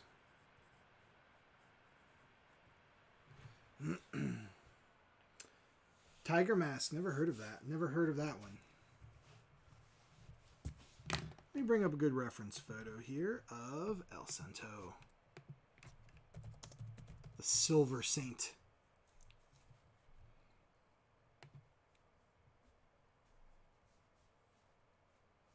I love that the luchadors never take the mask off in public. And I love how it was the 60s and 70s and 50s. So when they were out in public, they wore like suit jackets and stuff. Awesome.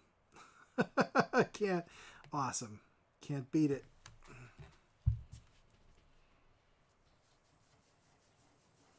Let's just get in a nice like face look. Let me shut the light off. Make it a little easier for you guys to see.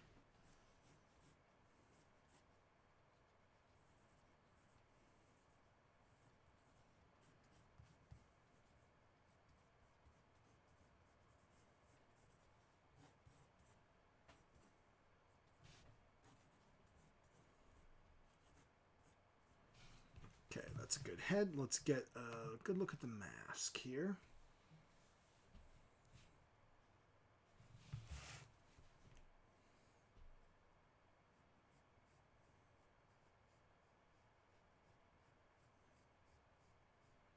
So we got that sweet, sweet mouth hole.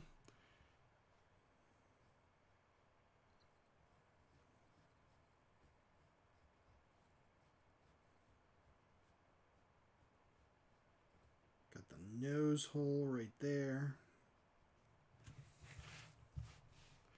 It goes up into the cool eye holes. Kind of like Spider-Man looking eye holes.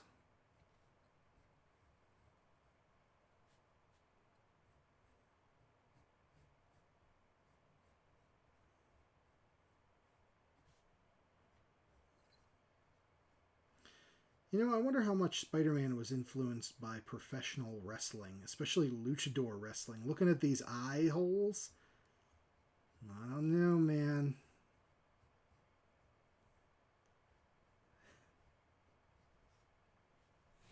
I don't know.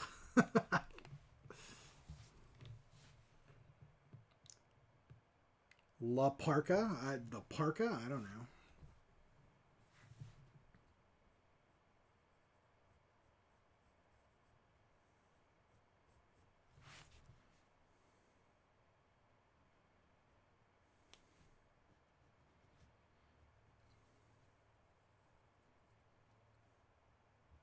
So it's Friday night. Anybody got any fun watching plans? Playing games, watching movies? Anybody got anything exciting on the agenda?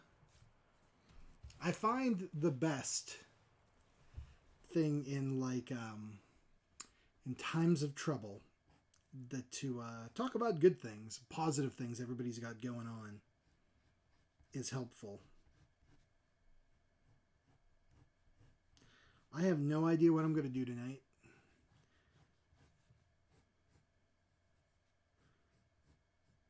It'd be nice to get to watch a flick, but I don't know if that's going to happen.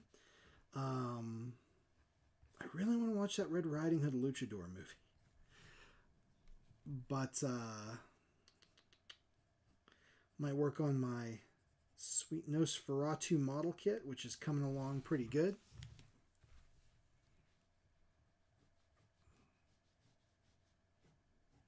Just be nice to get back to it. Ditko could tell us. Yeah, I wonder if he was.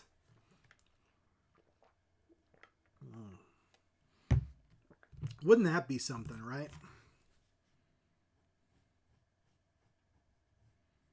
Maybe he wasn't even a fan. Maybe he just saw it in a book, you know? I do that all the time. Like, I'll go in to draw something and subconsciously from somewhere, something that I don't even like will come out. And I'm like, oh, it looks like this thing.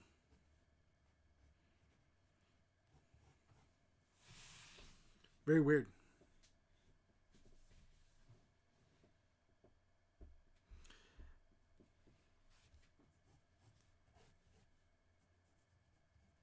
Yeah, that would be wild, man. Maybe he saw El Santo in a book somewhere. But then again, it's just like he could also have been influenced on Spider-Man's eyes by a paisley tie. You never know.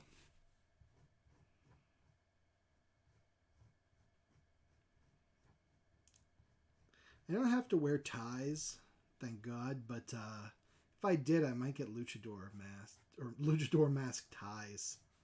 Actually, I saw Godzilla ties online. I was like, dang it, Facebook advertising, you're actually like doing your job and working, because I want that so bad.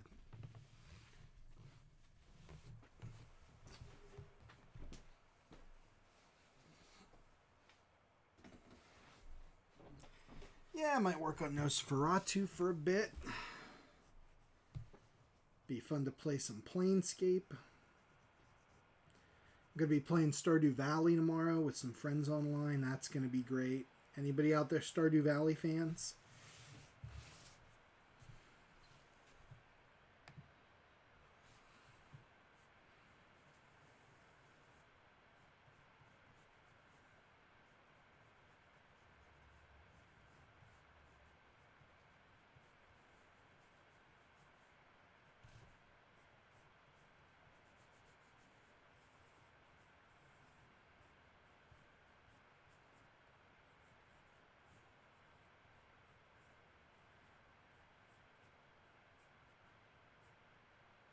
I have a couple model kits that I've been meaning to work on for years now.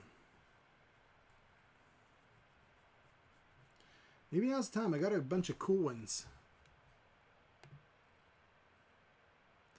Ah, Nathan, that would be amazing.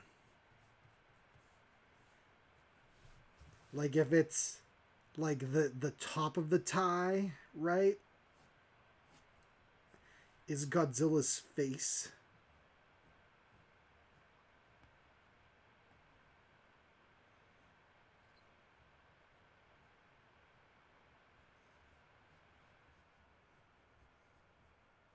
Somehow like that. I don't know. Somehow like that. And then the rest of the tie is like the atomic fire. Incredible. Increíble. But no, it was just little god. It was like you could wear this to an office party because this tie was like you wouldn't see what it is unless you look really close. It just has the Godzilla silhouettes as like a pattern. It would just look like polka dots or a pattern from a distance. Mm. Do you guys want to look at some model kits?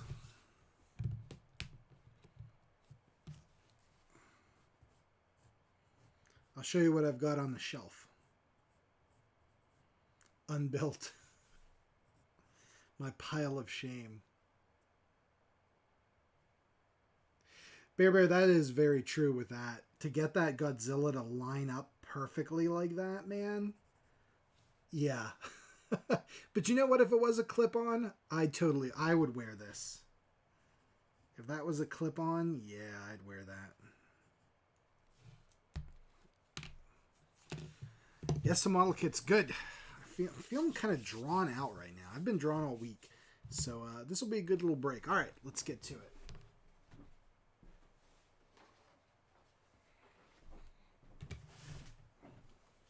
First up, we've got the one I'm currently working on, which is Nosferatu.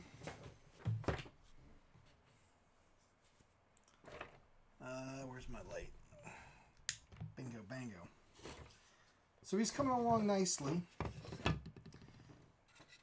He's got a base. I've shown you guys this before, but I've magnetized through the base and did some other parts to it. He comes with glow-in-the-dark parts and regular parts. For instance, there's a magnet right here. The centipede can magnetize to the wall, and the centipede comes in glow or regular. So most of these parts come in glow or regular. So like he comes with, here's the regular centipede just so I can show it to you. So I'm going to paint that regular centipede, and it also has a tiny, tiny magnet you might be able to see in there. But that also clips. So anytime I want to change them out, that'll be really quick. I haven't painted any of the accessories yet. But then like this cool skull, I can clip it to the top of the stairs. It's not going anywhere. It clips to a little part right there. It's not going anywhere. If I want to swap it out for the glow-in-the-dark skull, I can do that. It's got a bunch of extra rats that it comes with, little glow-in-the-dark and regular rats. So that's a lot of fun to magnetize it like that. And then I probably have shown you guys, but he's magnetic too. He's got a glow-in-the-dark head on him. But I wanted to paint a head too, so he's got a paintable head. And that's magnetized within the body. So you can have it whichever way you want. If I'm feeling like, oh man, I want to throw all the magnetic stuff on him. Where's his magnetic hand? Yeah, he's got a key ring here. And then the hands, since they're magnetic now, they can turn. So however you want. Blah. So he's awesome. Thank you, Nathan. Yeah, I'm working on it. Nothing's done in any capacity. But yeah, I wanted to do him, not black and white, But a lot of people paint the jacket like burgundy or green or something. I want to keep like his jacket and clothes kind of in the grayscale. And then, of course, I'll paint like the face, which will be pale, but still. All right, so this one's very cool. This one I'm really probably finish this one up pretty soon. He has glow-in-the-dark shoes, but I'm not going to put them on. I'm just going to put the full regular old, black shoes at the base of his legs and glue him down that way. I don't feel glow-in-the-dark shoes are really the best thing. Centipedes do eat a lot of bugs. They're creepy as hell, but I can't deny their bug-eating stuff is good. Okay, so that's one down. Next up, also been working on for a while.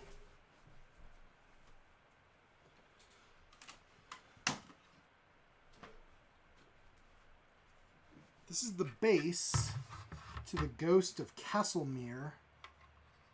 He's got a little name tag right there.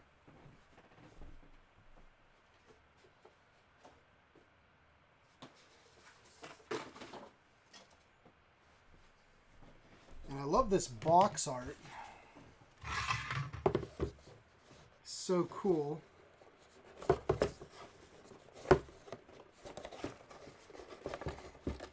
And come here, you.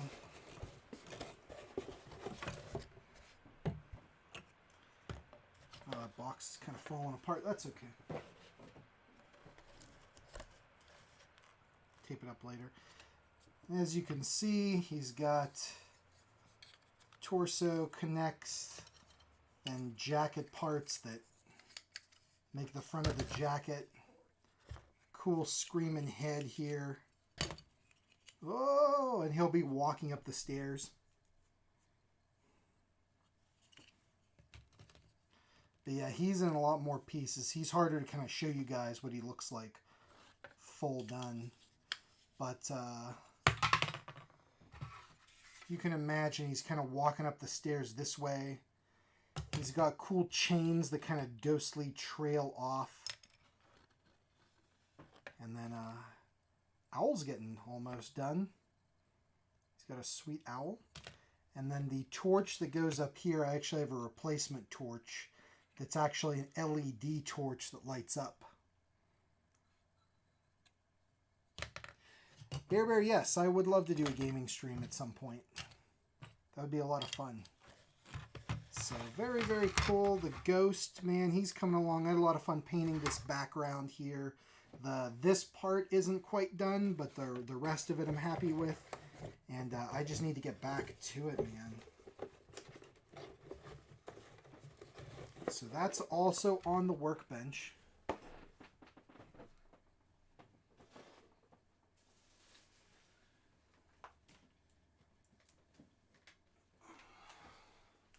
All right, and then here's a big pile of fun stuff. Hi, Nerd Hollow, how you doing?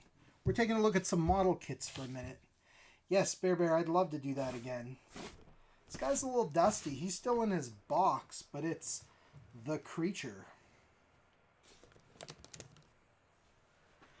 Nerd Hollow, I've showed off things I'm working on. I'll tell you what, I'll show off some of the ones I've already done here. Let me actually zoom us out if I can.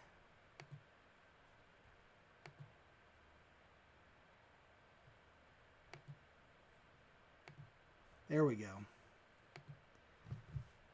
Okay. So yeah, the creature I haven't opened yet. He's a repop of the classic models from the 60s. Aurora made a whole bunch of these models. It was a big hit for the company. And this is a repop. I do remember that, Bear. I'll show you guys the other ones in the line that I already have built. Again, they're all repops. The ones from the 60s are too expensive. But I haven't even opened that one yet. This one is open, but I haven't really done much with it. It's the Guillotine. This one's cool.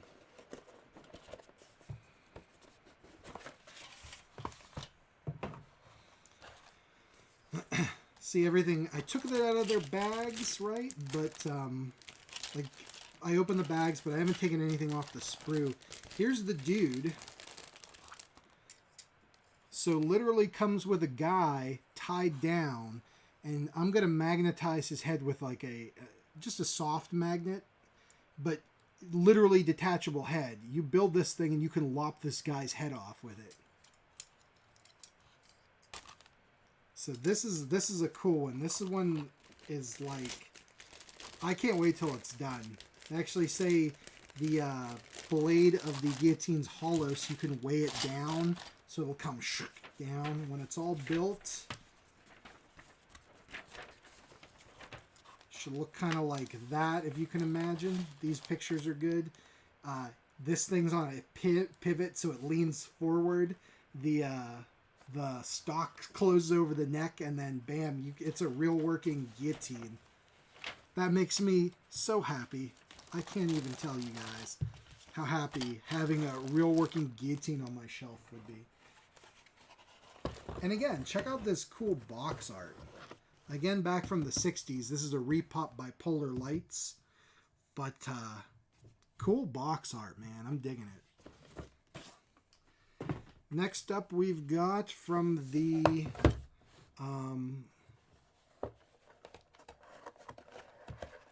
old times. This is the second accessory kit they ever made. I don't have the first one, though. But for all your models and stuff, you get these little accessories you can clip on there. This one has, let's go from smallest, some little rats, which are neat. So you could stick on like whatever you have, like the creature, Dracula, or wherever you want. You got some rats. You got some bats, including this big guy. And one with the folded up wings. You've got a skull with a cool hinged jaw, which is pretty sweet. Oh, the giant claw would be amazing. You've got a mad dog. This guy's all put together, just needs a little bit of seam work and painting. But so, a vicious killer dog. And then the big part of the model is this giant freaking vulture. Let's see if I can get him to kind of just gently set him together. The legs are going to be wonky. And then the wings would go on like so. Oh, that's the other one. There we go. Like that. Hopefully you can imagine what the other wing is. A new stand kit would be awesome. But yeah, this giant freaking... This thing's enormous, by the way. Like... Yeah, it's big. I got big old bear paw hands. So yeah, so very cool. I love this. And again, I don't know why I just didn't finish it up. It's mostly seamed, glued together. This came in a couple different chunks. They didn't fit together right, so I kind of sanded and polished and seamed it. But now all I got to do is prime and paint it, really. So I need to get back to these. That might be fun. Would you guys ever be interested in a model kit building stream? Is that something you guys would be down to watch? Let me know. Be honest. Because I might do that at some point then. Finish up one of these things. And then the last one in the big series I have here that I haven't built is the robot from Lost in Space. And this doesn't have a thing, but yeah, he's got a big like kind of like looks like the moon or like a pockmarked thing. It's the base he's on. So this one again is not opened.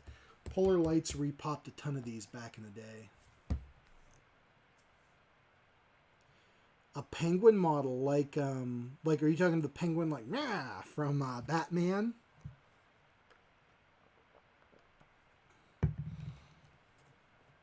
That'd be cool. So this guy's not even opened. This one I actually got as like a gift. Somebody just had it and was like, "Hey, you want that?" And I'm not an enormous Lost in Space fan, so I'd rather do these guys first. The the Batman. Okay, that's what I thought. That's what I thought. Yes to model stream. Very, very cool. I'll definitely check into that. That might be a fun little project. Um, just chilling with you guys, building some models. As far as how much I paid, like I said, this one was free. I got these two at the Monster Bash convention, so I kind of talked to the people and got them down.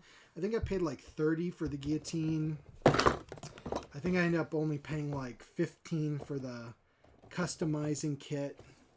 And then the creature I bought online was 30. I waited for like a sale from, I can't remember what store. But, you know, Nosferatu was like 30, something like that. It really depends. Some model kits are like $50, $100, even more. It all depends on what you're getting. And then let's see here. I could show you the ones I've already done.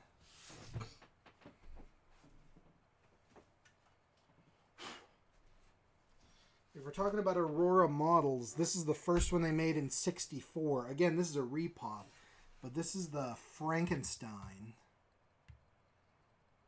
Who again, you could see is big compared to my hands. So very, very cool. He's got that tombstone that says Frankenstein on it. Frankenstein. I don't know if you guys can see that. But, yeah, he was a fun build. Pretty straightforward. Oh, he's got a cobweb. A little dusty. He's been on my shelf for a while, so... Yeah, he was the first one they did in '64. Really put Aurora models, like, on the map.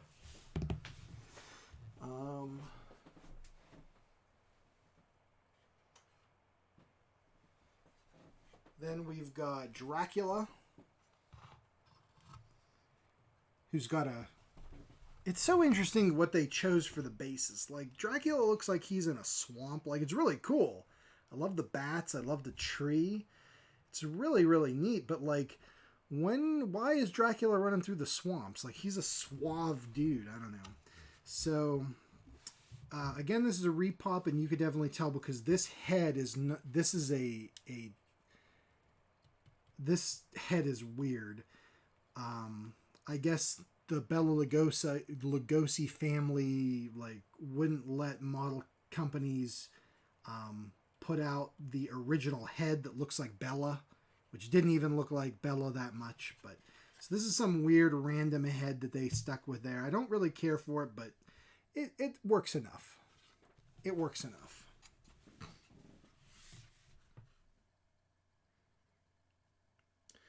Oh, cool, Nerd Hollow. Yeah, we can definitely go over that because I love to paint models and stuff. Bear, to answer your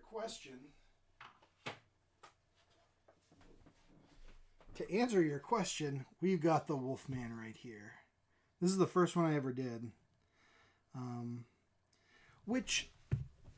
So I'll say this, right? Like, this model is so amazing to me, and I love it. I love his pose, that pose. I love that he's in crappy jeans tied with a rope belt. I love that he's on some rocks instead of the woods. But, like, this is nothing like the Wolfman. You know, like, the Wolfman never went shirtless. You know, it's so weird, but yet there's something about this that's so... I'll show you guys sorry. Try to get the side view in there. The back's nothing, really. But I love these little rats.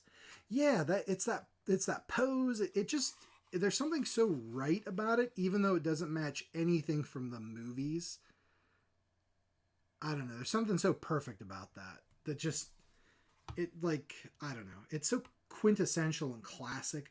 And it's classic to not what the Universal monsters were in actuality, but what everybody thinks about when they think about them in their minds. Like, it's almost the perfect kind of pop culture Wolfman.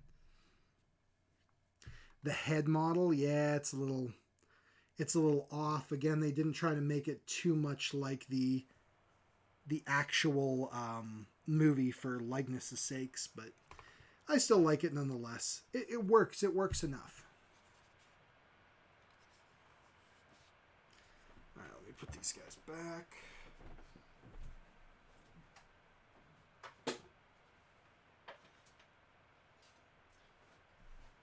Then I've got The Mummy, which was really fun to do. I love that. I love his base, like the Egyptian base. If you look, there's some cool details. This is one of the ones they did a couple years after Frankenstein, so after Aurora really got started. He's got no thumb or fingers here, just like, I can't remember which Mummy movie it is. They cut off his fingers, which is a cool detail. All these little hanging bandages are really neat. The base is cool. The cobra, it says The Mummy, so he's a cool one. And then all these have like hieroglyphics on it, which is just really cool details. Like, I love that.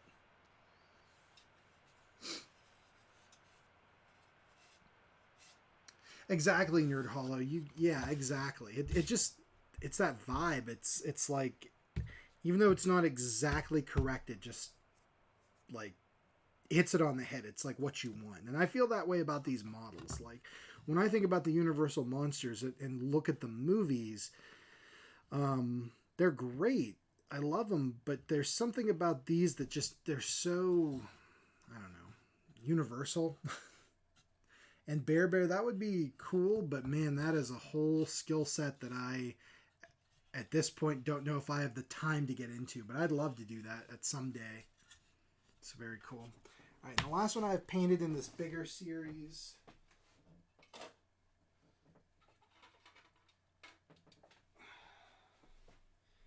This is one of the last ones Aurora did. He's slightly smaller scale, but I love him. It's the Forgotten Prisoner of Castlemare. So it's just a skeleton that's like shackled to a wall and left to rot. He's got cool details here, like this little shackle, the rat. There is a snake back here. Oh yeah, I was going to say, there it is, the tarantula. That's a tarantula up there. And he's not even glued down. He's just attached by actual chains. So I kind of like lean him up against the wall. Even though skeleton years ago would have rotted away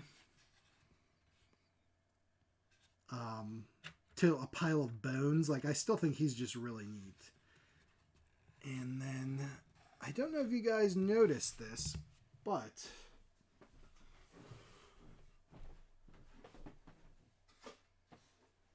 check out the Ghost's outfit you could see on the box art. Maybe you'll notice some similarities. I don't know.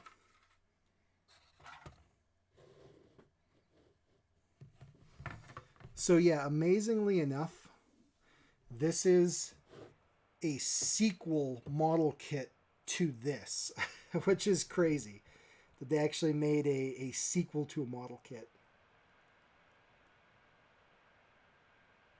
Oh, Nerd Hollow, that would be great with the fluorescent paint and stuff. That would be outstanding. A lot of fun.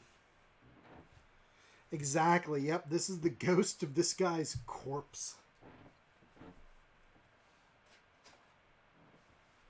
It's all gothic-y. I love that.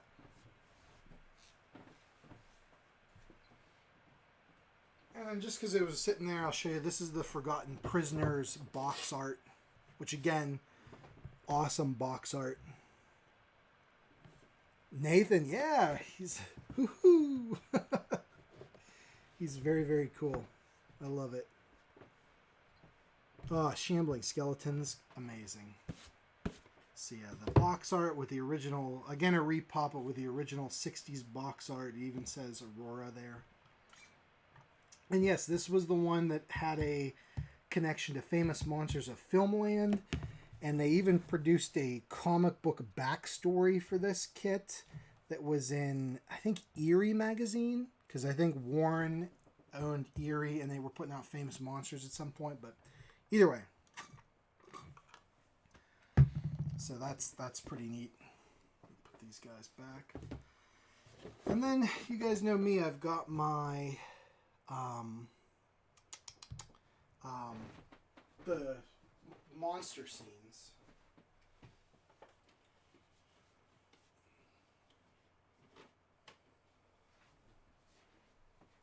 Still, after all these years, haven't taken the time to build the dungeon. Out you go.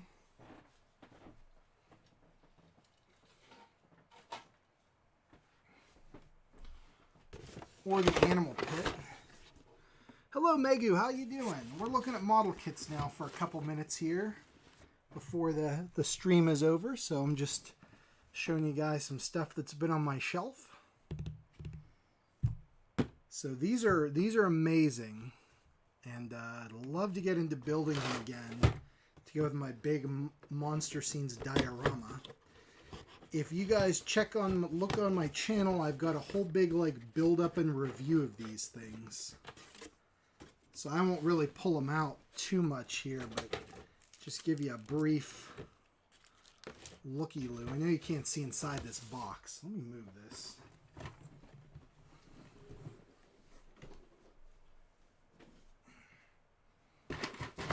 So I would definitely check out the video for that. Alright, this is a little delicate right now.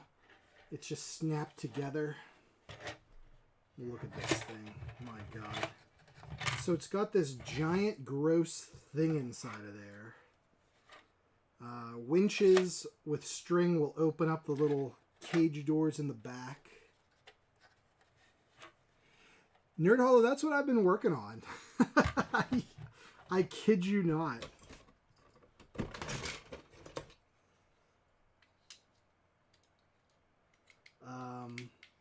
Then above it, this is kind of hard to set up really.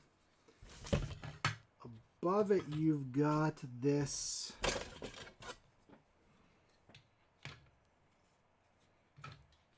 the winch, right?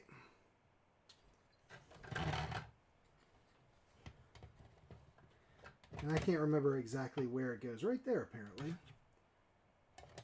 That can literally open the door up on this thing.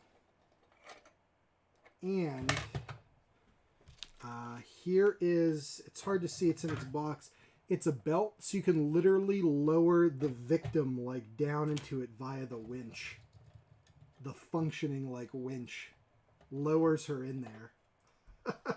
So good. So let's grab the victim and take a look.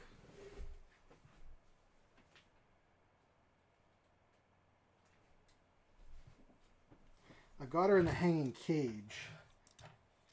But yeah, Vicky the victim.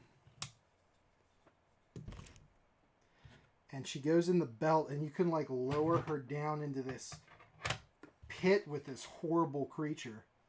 Like dangle her over the pit. That's so good. I don't know, man. That makes me so freaking happy.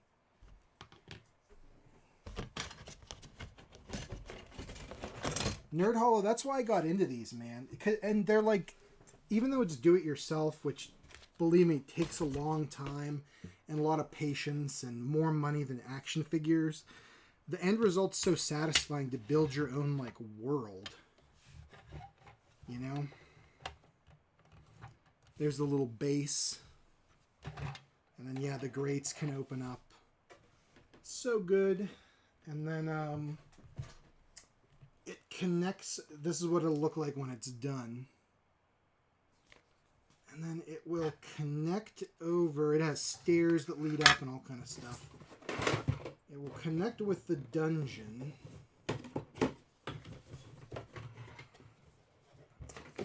Which, if I can pull it out here, has like little accessories like a lantern and manacles and stuff like that. This is a coffin. It's so gruesome. I love it. This is a like metal coffin with a great back end. You can stick Vicky in if you want. It's like fit for her. See, exactly, Nathan. Then that's what these are inspired by, like EC horror and stuff like that. There we go. And then the inside here, the cage grate has spikes on it. And like, brutal, man.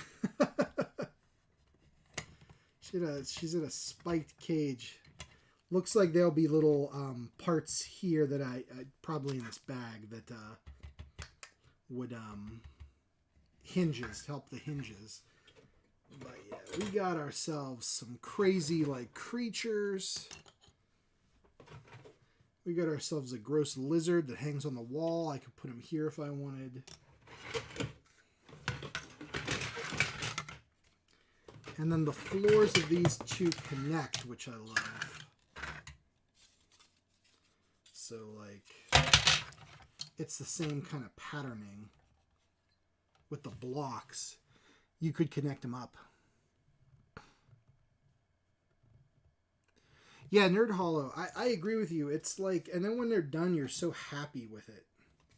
This is the big back wall. There is like a swiveling. There we go. Like a big thing to hook that. And once you have the wall on, kind of gives that sweet, sweet old school dungeon vibe. This is a grate here. Here's the grate. Looks great. Pun intended. You know, I love it. It's so good. Yeah, check out my model scenes reviews, guys. They're on my channel if you look for Markers of Monsters models or monster scenes. I take a look at all of them. I'm missing two. They made the finally they got out the Dr. Jekyll and Mr. Hyde and Dracula kits. They come in like one box. I have not bought those yet. Just haven't had the money. But yeah, these are awesome. I love them. Yeah, the big, I'll show you real quick, guys, before the stream ends here. The last of the monster scene stuff on my shelf. There's a lot of it, but the big lab I'm working on, like you were saying, Nerd Hollow, about the train kit. And yes, Nathan, exactly. Technicolor. Okay, here's the start of the giant insect. Again, all made around the victim. And by the way, she's magnetized. I magnetized her too, because she has alternate parts. But all based around killing this victim. It's literally made to hold her in various parts. And if you notice this neck part here, Vampirella can ride her.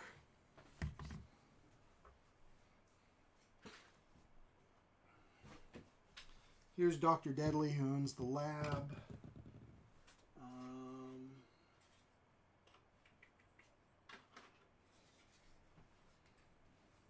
Still working on a lot of these. Here's the Frankenstein's table.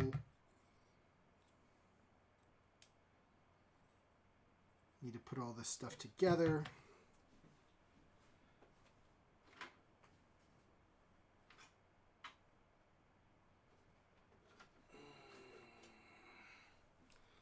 Table with a cage on it. Love the accessories. Yeah, the magnets are good, man. They really help. Here's a big, goofy, space-agey thing. Yeah, definitely Nerd Hollow. That's a good deal to draw from figures to help give you some reference.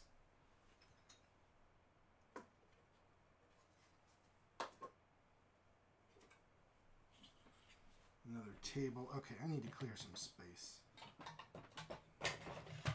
Because this thing's going to take up a lot of room.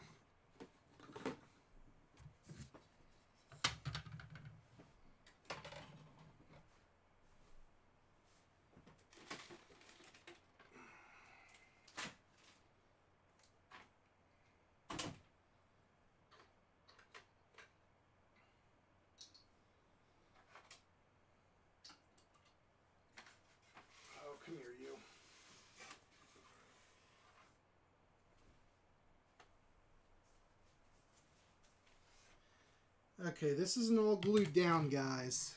So I'll do my best to show this to you. This is the giant lab I've been working on for years. Like on and off. And I haven't gotten to it in a while. But it incorporates the base of the hanging cage and the pain parlor. With like... So into this giant base, you can see there's the thing from the hanging cage. And then there's wooden flooring over here I haven't gotten to. And then this is the back wall that will go on like this. This is made of like cereal box and some other stuff. But this is going to be an acid pit. I haven't glued this down yet, but I'm going to fill it with, once it's painted, like a fake acid water.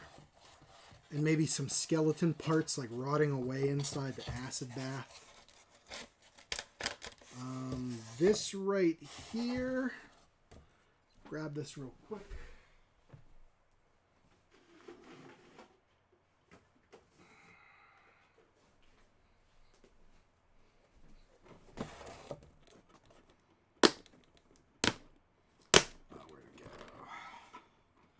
I've got a whole box of accessories here.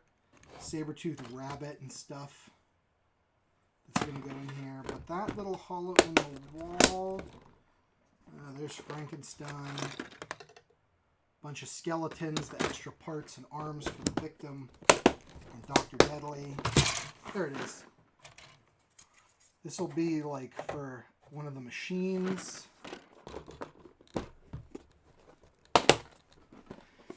But I need to go in through the back. I'm gonna essentially put holes in this, and it's gonna have blinky LED lights in there.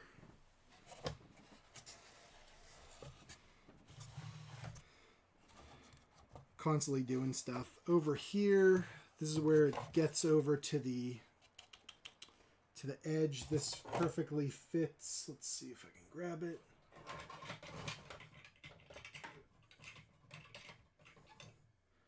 One of the desks fits perfectly in there. It's going to have all kind of spooky stuff on it. So all kind of fun we're going to have with this. But yeah, I just haven't gotten back to it in forever, man. And then, of course, over here is the hanging cage, which you can lower, you can raise. It's got a stop. This is, again, tiny magnets in the hinges to keep it shut. And Vicky fits in perfectly. Oh, Vicky, your arms. So Dr. I love this poor woman. Oh, it's so good, man. It's so good. Thank you guys for indulging me. I love this stuff, so it's great to talk about it. But yeah, this has been a big project that I just haven't had time to get to with everything else, with art, with all of my other interests and hobbies. I have a lot of them. And all the other model kits too. But yeah, if you guys are interested in a model kit live, a building of a model kit live, I would be super glad to do that with you, because that sounds like a lot of fun. This is the little gibbet that came with one of the hanging skeletons. Great kit if you can find them. They're only like 15 bucks. And you get a... Let me see if I can pull one out here real quick. Accessories. You get a skeleton, and it actually has a couple of different faces. I've just glued down this like angry looking one, but then there's a hook in the top of his head. I would just get rope or string, and you could hang him from this little gibbet. It's so cool. But yeah, thank you guys so much for indulging me here in the end. That was a lot of fun. Oh my god, my desk, it's so messy right now. I don't even know where to start. I was going to show you Appa again. Let me pull out Appa. Oh, damn.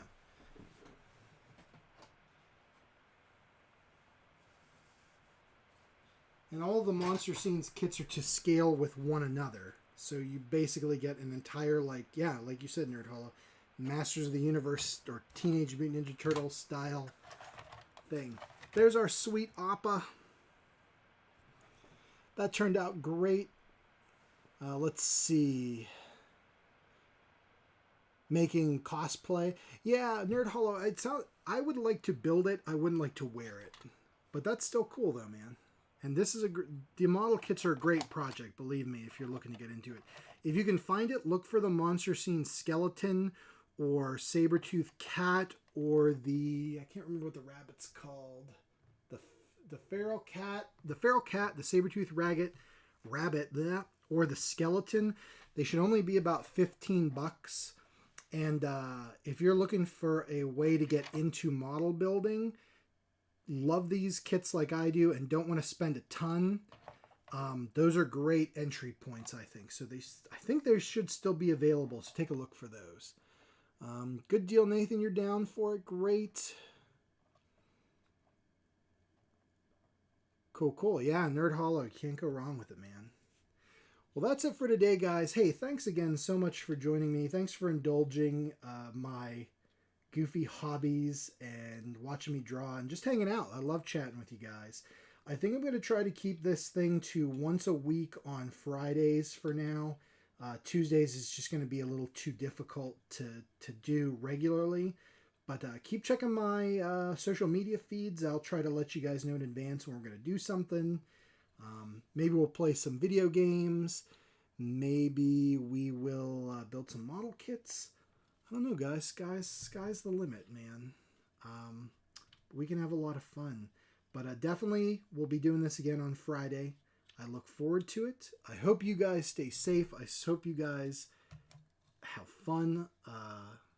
Do more drawing. Do more hobbies. Have fun. And yeah, that's it, guys. I never know how to end these streams. So what did I say? Stay safe. Stay sane. Stay sexy. We'll see ya. Bye-bye.